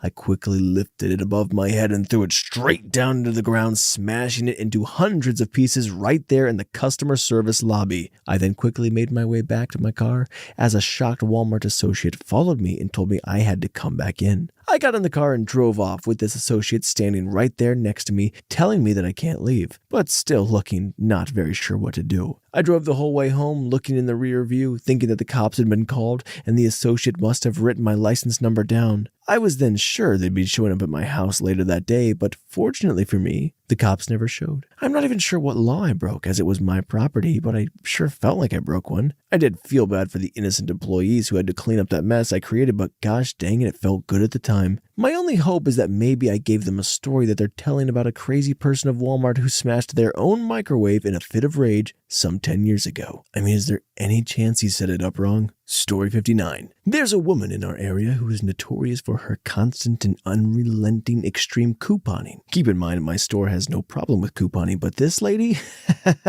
Oh boy. First of all, anything more than a couple of coupons is likely to take a few minutes. It's not always a quick process, and that's if the coupons are all good. Big if. This is important to note because this woman both looks and smells like she uses her laundry hamper as a litter box for her 17 cats. Literally, she's been in the paper for animal hoarding and neglect. Anyway, having this woman come through your line was physically repulsive, and she was guaranteed to be parked in front of you complaining for a minimum of 27 minutes. And she was rude about absolutely everything. Everything. You said hi? Shouldn't have done that. You just started scanning items? How dare you? The lady checking out 5 minutes ago bought gum? Oh, we better find a manager. So this lady with her cat urine and bad attitude would come do 2 years worth of shopping, and she had a small gym bag stuffed with just about every coupon imaginable, except for the ones that matched any of the stuff she was buying. She would just pull out handfuls of coupons and force you to go through every single dang one of them, insisting they were the right ones, and all the cashiers are just incompetent. If you were really lucky, you might find one,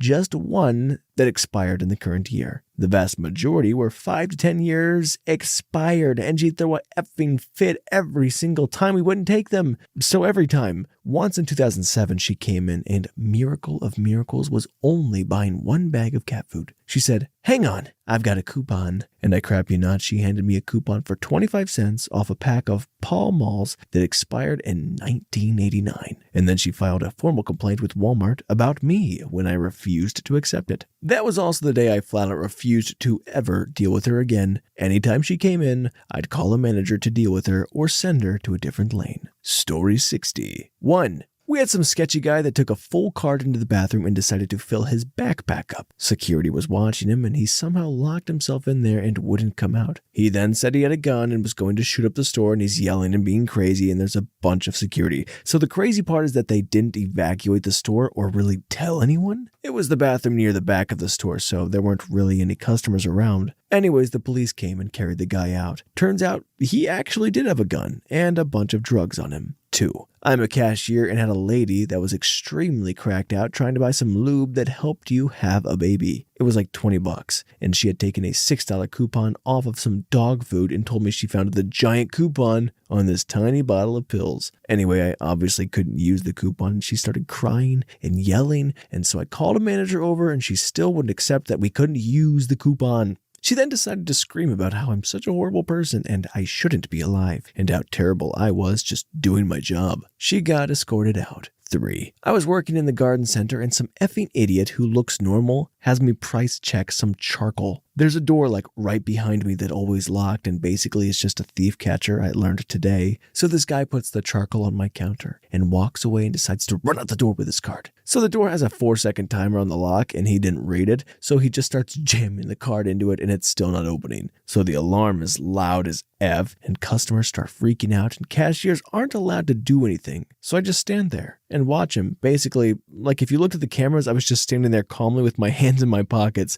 while this dude is jamming a card into a locked door and the customers are running around. So he finally gives up. He just leaves his cart and calmly walks out. And there was no security around, so we just stood there and watched this guy leave. Like, what the F is my job? Story 61. It has been years since I worked there, but two of them will always stand out. The first was an actual fight over a watermelon. I worked in produce. Before you become overly concerned that there was only one, there were plenty. Whatever convinced two grown men to get into a fistfight over a random watermelon is beyond me. I literally found out about it mid-fight when some old lady told me I should probably call security to break up a fight, and like a mature 19-year-old, I went out to make sure that she wasn't just being senile. The second, and I am not embellishing this or making it seem more offensive than it was, I overheard two men's voices and a woman's voice screaming. It was about 9 at night, so just about the time the crazies start coming out and everyone else is home. To the best of my knowledge, the two men were arguing because the woman was cheating on one of them with the other. They were about 20 feet away, and I swear one of them had to be the voice actor from Stink Miner from Boondocks. By the time I get there, a small group is standing around watching this moment unfold, most trying not to laugh. I'll explain why in a second. As one man shouted racist comments at the other, and the latter continuously said how hot his girlfriend is, I don't know the slang, is, and she wouldn't mess with the other guy. Why was everyone trying not to laugh? I'm an atheist, but if she had taken her shirt off, I would have been reenacting the eye soap moment from The Simpsons involving Flanders before attempting to convince the church that a Lovecraftian horror has emerged onto our plane of existence. Story 62. My first 90 days at Walmart. My name is Amy. His name was Zach. I began to work in the back room, unloading the truck. People are friendly. One kid who is super energetic and kind of awkward makes a lot of conversation with me. Then after a while, he asks me out, and I turn him down. He says I remind him of his sister. He runs away, and I get a call from the police asking if I've seen him, and they're asking me because it's noted in writing that I'm his girlfriend. No. They find him in the next county over 3 days later on a stolen bike. 2 weeks later, after he's been fired, he comes back in drag and introduces himself as Amy Shadow Queen. Okay. Eventually, he gets kicked out for loitering and following me around. Then he comes back into the store another 2 weeks later with a sword and a mask. He was swiftly banned from the store. I no longer work in the back room. I was promoted to the sporting goods department to sell firearms and hunting licenses. I can't count how many times old men would cover up their license from the cameras when I needed proof of identity because they thought the government was watching them and Walmart would track them down. Another time I was walking down an aisle and a man in a fedora with sunglasses loudly whispers at me, "Run," and smiles. I just pretended like I didn't hear anything. And then there was the clown. Not a party clown, not a Halloween clown, just a guy dressed in brown with a creepy clown face circling the store with a briefcase. Every week there is an oddity, but these are the ones that stick out. Story 63. I was a self-checkout host. Young, kinda janky couple walk in. Like 2 hours later, after wandering around, they get into the empty self-checkout corral with a can of Mountain Dew. Last I checked, we didn't sell individual cans, but whatever, I guess.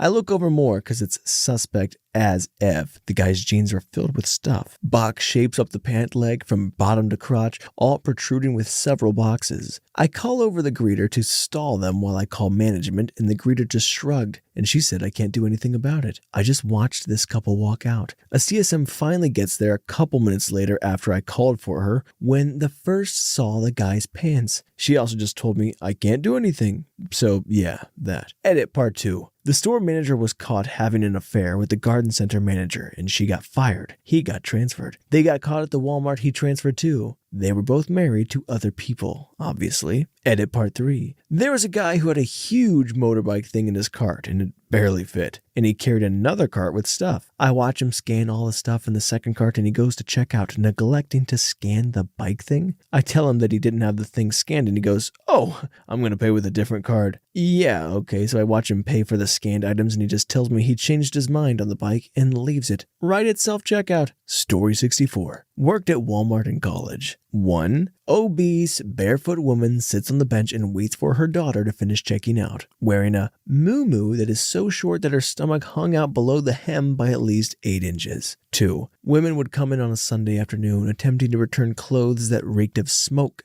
and were covered in blood and beer stains, obviously from the night before, claiming they didn't fit. Sadly, they kept the tag on them and had the receipt, so per store policy, we had to give them their money back. 3. One dude would continuously come up to the service desk and ask for various types of change. He'd give them $5 and ask for a change in quarters, then come back a few minutes later with the quarters and ask for it to be changed to dimes, etc. He would do this over and over, attempting to scam us. However, he was really bad at it. He would try to get us to give him more change back than what we should, but he would try to do the scam math in his head and end up asking us to give him correct change. You could almost hear Homer Simpson screaming, "Don't!" in his head every time we'd give him correct change back. 4. So many gold paint huffers coming in during the early morning hours. They were super open about it too. We actually had a few ask which one's given them the biggest high and then stock up. Story 65. I once worked closing shift in a Walmart deli a couple of years ago, and at the time we had this elderly couple that would always come in and order a corn dog. Well, one day we had ran out of corn dogs, and so I politely informed them that I would gladly cook more for them if they were willing to wait. The elderly lady gave me the most disapproving look, while the elderly man looked me dead in the eye and told me he should shoot me for not having any corn dogs ready at this time. 6 p.m. on a Friday. Thankfully, they left in a huff right after because the guy was carrying a gun on him. I called my manager and security walked the couple out of the store. Haven't seen them since. Then I worked housewares, also closing shift, and had the pleasure of finding used condoms randomly placed all over the place. Of course, there was no one else to clean it, so I got stuck with that fun job. I've argued with a customer about turkey being next to chicken on the meat wall because according to him, turkey is not poultry and so should not be placed next to chicken. Then later had to explain why I was so rude to the guy. Story 67. One of my old coworkers came out of the men's bathroom and went and found a manager. He told him that there was something disgusting in the last stall and that he couldn't go back in there and maintenance needed to go in. I asked him what it was, and he eventually told me that it was one of those quarter-zipped sized Ziploc bags filled to the brim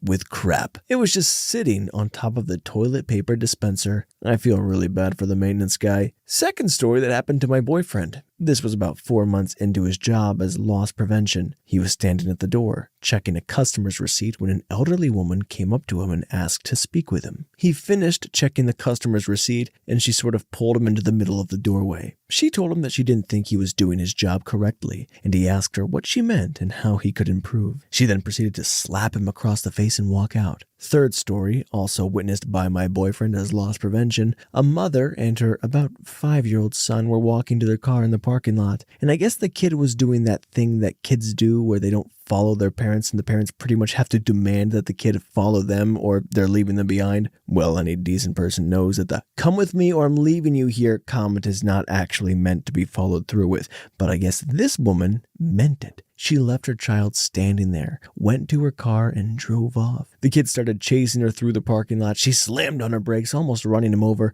got out of the car, grabbed him by his neck with the crook of her arm, and threw him in the car. And yes, my boyfriend took down the license plate number and asked his supervisor if he could call the authorities about it. His supervisor said yes, and my boyfriend did. I'm not sure what happened after that. We never heard anything about it. Story 68. I work in a small store with only one restroom. Apparently some of the larger stores have a separate employee restroom, but I wouldn't know. Our meat cooler is in the back, quite a few ways from the sales door. There's a meat cooler, the produce cooler, a mop station, and an emergency exit. One day shortly after I started working there, I come out of the meat cooler to see a lady in pink pajama pants and pink rhinestone crap looking around frantically. It was weird, but I had our policy of clean, fast, and friendly drilled into my head, and so I asked her if there was anything I could help her with. "Bathroom," she blurts out, and I swear I saw her eye twitch, and when she did so, "I know you got a bathroom back there.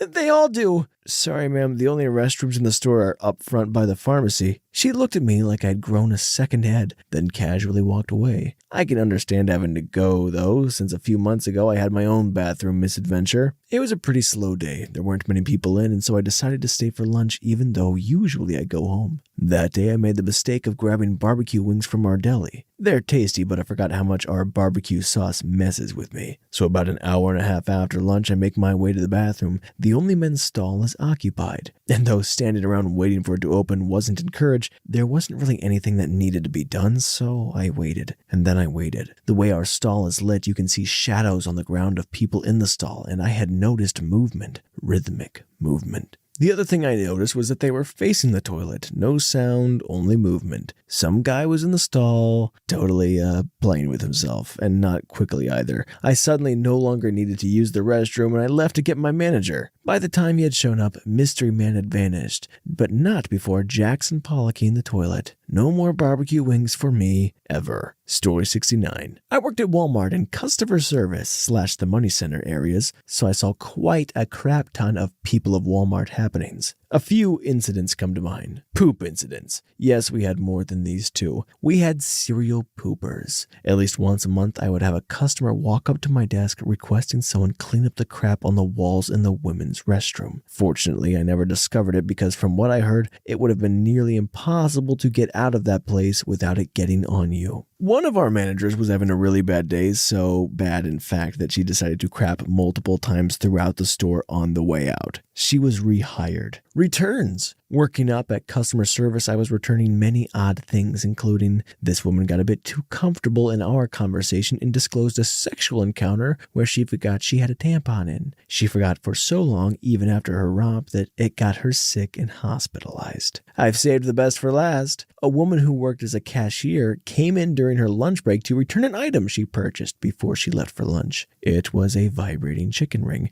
Apparently the vibration didn't work during her lunch break, so she wanted to return it. I refused, didn't even want to touch it because of the liquids. They don't even allow people to return needles for diabetes, so this shouldn't be able to. The guy working with me returned it. And that's why people are right when they assume Walmart will return everything. Story 70. I get a call from an associate telling me someone is self-pleasing themselves in the bathroom.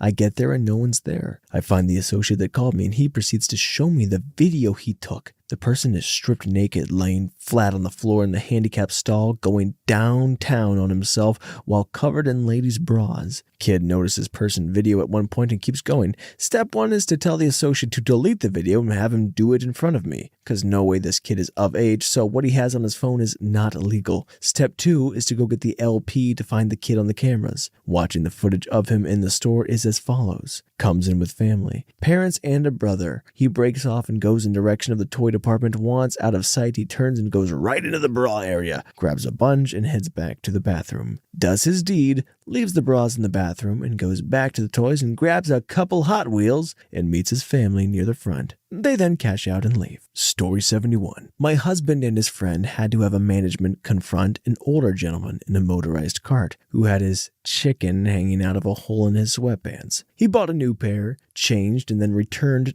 the holy pair. Clearly, he wasn't all there. Had two girls walking around the store in what I would call racy club attire. One had on a mesh top with nothing underneath and thong or boy shorts over fishnets. The other had on a crop corset that was see-through and a very short skirt that covered nothing with a thong underneath. As they were being escorted out of the store, they asked if they could pay for the stuff. Had a man come in wearing a bathrobe and slippers and headphones wrapped in tinfoil who would wander around all night and talk to himself. He didn't really bother anyone except over the course of a week he came in wearing a little, but less and less and less until he was only wearing the bathrobe with nothing underneath. And he didn't really tie it closed. We found out he was living in his car in the parking lot. Story 72. I was in a Walmart with my girlfriend at the time. We split up and 10 minutes later she comes running up to me saying this guy was casually self-pleasing himself next to her. She went to the boys section to look at shirts for my nephew. As she moved down the row, she said excuse me to a mid-20s guy who had his back to her for the last few minutes in order to slide past him in the narrow aisle. He turned around, chicken in hand, and said, "Oh, sorry," continuously, and then stepped out of the way. This was the ex's cue to get the heck out. She ran, found me, and immediately grabbed the first employee I saw, let him know they had a jerker in the boys section. We point him out a few minutes later, a cop comes up to him. Next thing we know, he's walking past the cop. Imagine the conversation went like this. "Sir, were you self-pleasing in the boys department?" Nope, not me. Must have been some other guy." "Okay, have a good day." and the jerker walks off. We go over to tell the cop that was the guy. He then hightails it and eventually they run him down halfway across the parking lot. Definitely a more interesting trip to Walmart. Story 73. I used to work at a Target in a semi-urban area. Back when Sudafed was a hot item for drugs, we kept it locked in a case. There were also laws stating that only 2 boxes could be purchased by any one person, and they had to be walked from the case to the registers. Anyway, one day a shifty-looking guy comes in and asks for help with Sudafed. He looked like you just expect a druggie to look: stained and torn shirt, disheveled hair, crusty mouth, and horrible mouth teeth. So our employee Matt walks him to the case, kneels down to open it, and asks him what he needed. The guy's head shoves Matt down, grabs an armful of Sudafed, and bolts for the door. Matt radioed for security on the main radio channel, shouting that a Sudafed thief was on his way to the door. Security blocks the door, and almost every employee in the store, including myself, came up to watch what was about to go down. I get up in time to see this guy struggling with security. The plainclothes guy and the uniformed guard are trying to restrain him, and then a second plainclothes guard, a petite older lady who looked like she'd been a biker chick or something, ran up and got in front of him too. He got an arm free and took a swing at the plainclothes lady. She instantly retaliated with a huge punch of her own. Plainclothes guy gets tripped up in the scuffle and falls, but wraps both hands around Drughead's ankles, and the guy falls face first into the glass doors, shattering them with his face and hands. There's blood everywhere, and the guy whose face is also a bloody mess is no longer struggling but screaming bloody murder. Finally, they get him cuffed and escort him to the security office. From what I hear, they changed a lot of policies. Target security, in my state at least, are still security guards and have arrest powers, but they've changed the rules on just how aggressively they're allowed to attempt to arrest someone. Story 74. My first job was as a cashier at a Walmart. Not too many crazy stories from my half year there, as store was on the nicer side of town, but there is one that will always be remembered. When I was younger, I was a lot more shy, so I would keep my head down and not pay too much attention to the next person in line, but still run through the usual questions and niceties. I finish with one customer, hand her the receipt, say have a nice day, and then look towards the conveyor belt to start scanning the next customer's items. I start scanning the next customer's items, and they consisted of several miniature travel-sized bottles of mouthwash, several miniature travel-sized tubes of toothpaste, several miniature travel-sized bottles of hand sanitizer, several miniature travel-sized bottles of lube, several boxes of condoms, something completely innocent and random that I cannot remember exactly what it was. While scanning, I did look up, and as I do, I see a woman in fishnet stockings, a short, bright pink skirt, a very loose-fitting tank top, a ton of makeup and lipstick on, and what appeared to be a group of sores around her mouth. Story 75. My mom used to work in the apparel section of a Walmart, close to the fitting rooms. One of her responsibilities would be to unlock the rooms for people to try things on. Let's just say people do a lot of nasty things in those fitting rooms, whether it be using them as bathrooms or using that to touch themselves. In one guy's case, the employee thought that the guy would get off by being caught in the act, because after being in the fitting room so long, eventually security would be called to remove him. A lot of theft also goes on. The more memorable stories seem to be from employee theft. One manager was caught double printing a copy of customer receipts so she could save one and do the surveys. The good reviews made her look good, and she was hoping to win whatever the sweepstakes were for doing the reviews. She knew the jig was up when people from corporate came and started interviewing her cashiers in the back and tried to run off. Another assistant store manager was under investigation for theft, and the police were called. Someone must have tipped him off when the police came through the front. He threw off his badge and ran out the back. Supposedly, he left the country and went to Jamaica. Story 76. I worked at Walmart as a cashier part-time. One day, this gentleman of Indian descent comes through my line with his toddler daughter in the cart. He places his items in the counter, and I begin to process the checking him out. At the end, he placed a stuffed bear, which I assumed was for his daughter, in the cart. The exchange went a little like this. Would you like this in a bag? Assuming it was for his daughter and he'd just let her have it now. Excuse me? A thought passed that maybe it wasn't for his daughter, or perhaps it was to be some kind of reward thing.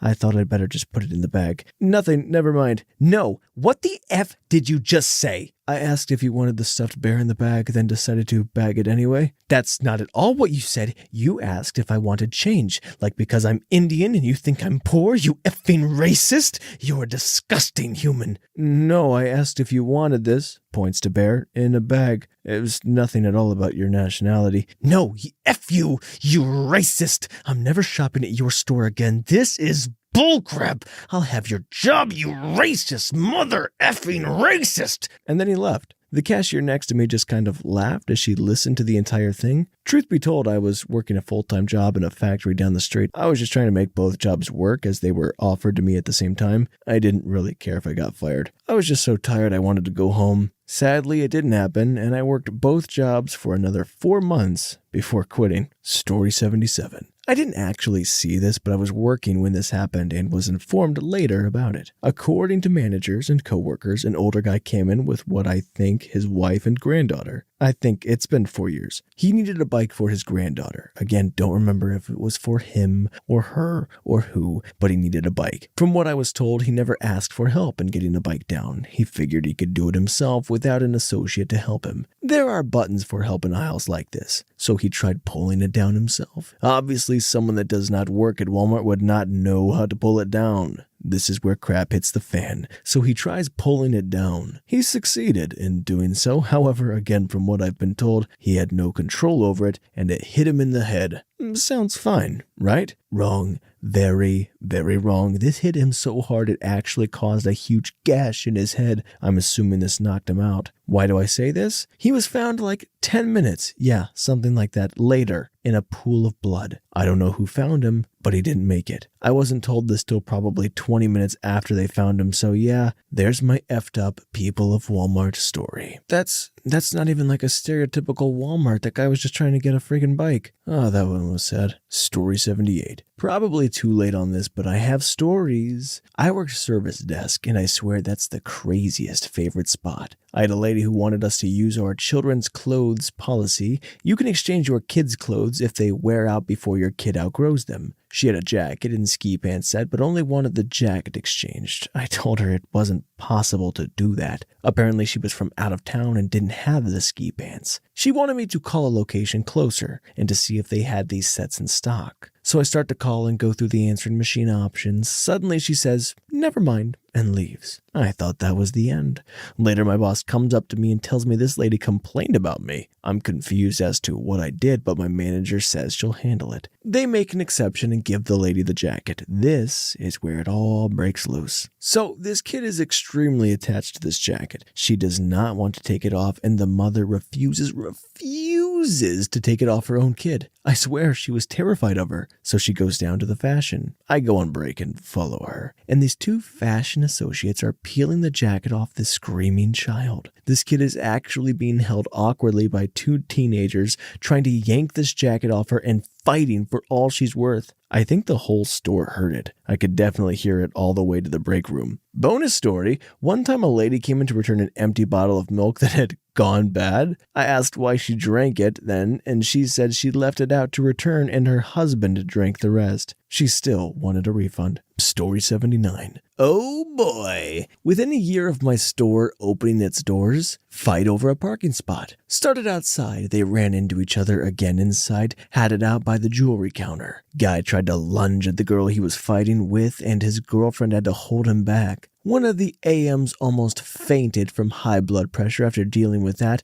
and then having more customers yell at her about how shameful it was that they had to call the police themselves before the managers got there, because clearly our job is not to run the store, it's to risk our physical safety by jumping in between physically violent patrons with no self-control. Someone took a crap on a display rug. Actual human feces just in the middle of the sales floor. We had to throw the whole rug away. We have a regular at my store who may or may not be homeless. He comes in, grabs a motor scooter, and rides around to the store rapping to himself. He's always barefoot, and he never buys anything. There's a guy that always comes in with a black trench coat, even during summer, who has a huge afro with a gray streak. He buys milk, 4 gallons at a time, and sometimes a small box of cereal. He always seems to come through my line. I kind of want to ask, but I'm also a little afraid of the answer. When we put out our fall stuff, a woman took every single scarecrow off the end cap and laid them out all over the floor in the middle of a high traffic area, so she could send a picture to her husband and see which one he likes the most. She refused to pick any of them up. Story 80. So many things, there's just so many. We had a guy come out through our garden center with a GoPro and a bunch of iPhone cases stuffed in his pants. When AP, Asset Protection, caught him, he immediately peed his pants, then ran through the store stripping his clothes off. I, unfortunately, found most of them mixed in with our towels that we sent to claims because of the urine. We had a regular customer we nicknamed Freckles, who would come through Garden Center almost every day. She pretended to be dead so she could yell at you, then try to trick you into giving her items for cheaper or taking items off but not letting go of them, things like that. My last encounter with Freckles, she came up, hugged me, and kissed me on the neck. My manager told her to leave and not come back. She was easily 60 plus years old, and I'm a 22-year-old female. Then we had a customer leave a dip can he reused to spit into the counter. I found a used diaper in a crib display, had a white-haired 70-plus lady come into the store in full schoolgirl outfit, then come back the next night in shorts that showed half her butt cheeks and about 6-inch heels. Seen a furry or two, with tails, had a guy jacket in the flowers. I missed that one, but heard about it from my coworkers. Had a guy call me sexist for helping him load a grill that was about 200 pounds. Had a lady come shopping in a string bikini with no cover on it. Found a used pregnancy test in our pet department. Found a used condom in the parking lot. I could go on and on, honestly. Story 81. An old woman lost bowel control at a register and left a poop trail from there to the washroom. End of the trail was a Walmart bag of poop in the sink. An old man with his ancient mother hung around, and the maid would constantly make a joke that all ended in the punchline, "Like a mouser." Very specific way of saying it. A woman did not like the associates pointing. Whenever anyone did, she would call the person helping her an effing Muslim. She did that to me once too. An overweight guy would come around and yell at associates for not knowing where things are. A brown guy stole a bunch of TVs from the store and tried to sell them at the front of the same store. They caught him. A guy picked a fight with a tow truck driver when the truck was blocking his car while he was towing another vehicle. Old guy brought 100 bags of dirt and I helped him stuff his car. He came back again with the same receipt and asked me for 100 more bags. I told him no. He then asked me when I was done with my shift. His granddaughter was with him both times. Lastly, another old guy would come around and yell racist and profane statements while anyone helps him. Every time he did that, I just left him to handle it himself. All of this in the lovely Thornhill, Vaughan area in the southern Ontario, Canada. Story 82. I feel like I've seen some variation of all these things from working in a neighborhood market in the very low income area. I've seen the homeless OD outside, get the ambulances called for said ODs and dehydration, seen them crapping and peeing on brakes,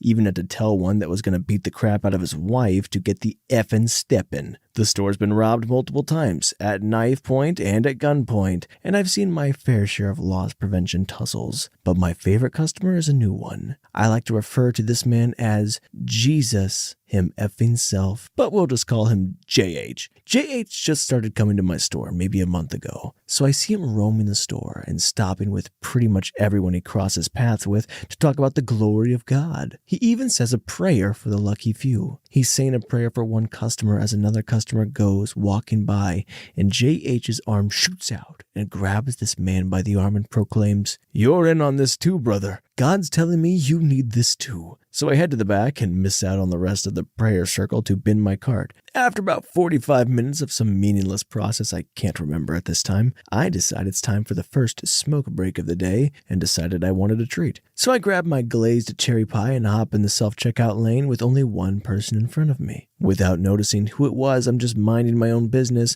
when I hear the person buying their groceries say to me, "Let me buy that for you." I look into the eyes of Jesus him effing self, and it's over. I'm effed. Eye contact was made. "Let me buy that for you," he says again. "Oh no, thanks, I got it, but thank you," I say back. So now he starts pestering me to buy me my effing breakfast. "Come on, brother, just give in." JH says to me with maybe the most brainwashed smile I've ever seen, "No, really, it's fine, I've got it." "Oh, well, can I say a prayer for you at least?" This feels like the time I mentioned I consider myself agnostic, and I'm a big fan of satanic imagery on clothing and tattoos. I'm also unfortunately too nice of a human being. Sure, I say, back uneasily. JH's hand shoots out and grabs mine full force, and he just dives into this crap. Oh dear Lord, please guide this man on his path to greatness. I can see it. You're going to lead one day, and you're going to do great things, brother. People will follow you. You have so much greatness that will shine through. Your love of technology and computers and all. You have so much to give. I'll admit the last part caught me slightly because I do have an interest in learning more about computers and maybe taking classes for programming, but the man is just trying to Long Island media me, so he finishes the prayer and exclaims, "Wow, did you feel that, brother? That was God right there." "Wow, yeah, I felt something all right," I say enthusiastically back. "That's good, brother. God was in me," I say back, and finally Jesus him effing self finally said goodbye to me after telling me how much he and God loved me for another grueling 60 seconds. And that was the end of my first encounter with the man Jesus him effing self. I thought that was going to cultivate in a scam or something in the end. You telling me this guy just paid for your pie and prayed for you? Somebody point me to this Walmart. Story 83. Spent over 6 years at Walmart, worked at 2 different stores, and was a department manager at one point. Reload both stores from a Division 1 to a supercenter. There's always the, "I can't believe they're wearing that" stories, like the woman in full PJs, including the house coat and slippers, the women in the string bikini top that should have been white and should have had a shirt over it, etc. The one where it didn't work. A man brought in a crusty, half-used tube of Vagisil cream from his mom's bathroom. He said he wanted a refund because she said it didn't work. The one where he has a nice night. There was a man who came through the checkout with condoms and chocolate. The cashier told him to have a nice night, to which he responded, "Oh, trust me, I will." The one with the happy ending. A man got busted by a customer service manager for giving himself a massage while staring at a cashier from behind a shirt table. The one where she tasted the white powder. So this was back during all the anthrax scares a little after 9/11. Someone had bought a weight bar from Sporting Goods. They brought it back because they said when they got home the bar wasn't in there, but there was a bag full of white powder. The idea was that someone bought the bar and returned the box with the powder-filled bag to make up the weight difference. No clue if the people bought it that way or if they were the ones doing the scamming. The service desk worker called the CSM over. The CSM called the asset manager over. The asset manager called the police, who quickly responded and quarantined everyone who was at the service desk behind the service desk. At this point, we were a Division 1 non-supercenter store. It was later at night in a smaller store. We only had one CSM and one assistant manager in the store, and now they're both behind the service desk. No one could get any help elsewhere. The service desk worker, before anyone could stop her, said, "It looks like flour," and proceeded to stick her finger in it and taste it. Thankfully, it really was just flour. Before it was all said and done, the police had to confiscate the pants that the CSM and the service desk worker were wearing because they'd gotten powder on their pants. Walmart had to give them new pants. The one where you second guess using layaway. This is more on employees. It's amazing the stuff you'll find in layaway bins. You know, stuff like used tampons and human feces. The one where she couldn't find the bathroom. There was a woman who would come in a couple of Saturdays a month. She would wear a skirt with presumably no underwear. When she needed to use the bathroom, she would squat and go in the aisles. I have no idea why management didn't try to ban her, but they didn't. People could only watch her and say something after the fact. The one where they're drugged up again. It was a small store back when maintenance and the cart pusher was basically the same job. The stockman ran into the lab in the parking lot. He was quarantined and the police set up a tent-like thing in the parking lot. The one with the flying popcorn. Back in the days of the Radio Grill, you could buy popcorn. Sometimes people would buy it to eat while shopping. No big deal. I was waiting on a customer A, at the jewelry counter who had popcorn in her shopping cart. It was a Division 1 store, so the aisles were a bit narrower. There was a stack base of merchandise on her other side. A customer B, behind her was attempting to get past her. A moved her cart, but apparently not enough, so B reached over and shoved the cart out of the way. A threw the opened bag of popcorn on B, who proceeded to slap A, who grabbed B's hair. It turned into an all-out brawl. I paged management, but the fight was so loud they had already heard it in the back. I don't remember if the police were called, but they were escorted out of the store. The one thing I learned from Walmart is that anything and everything is possible. Nothing surprises me anymore. Alright guys, that concludes our wickedly wacky stories of Walmart. If you have any interesting or bizarre stories that you want to share, feel free to drop them down below in the comments, and thanks for hanging out.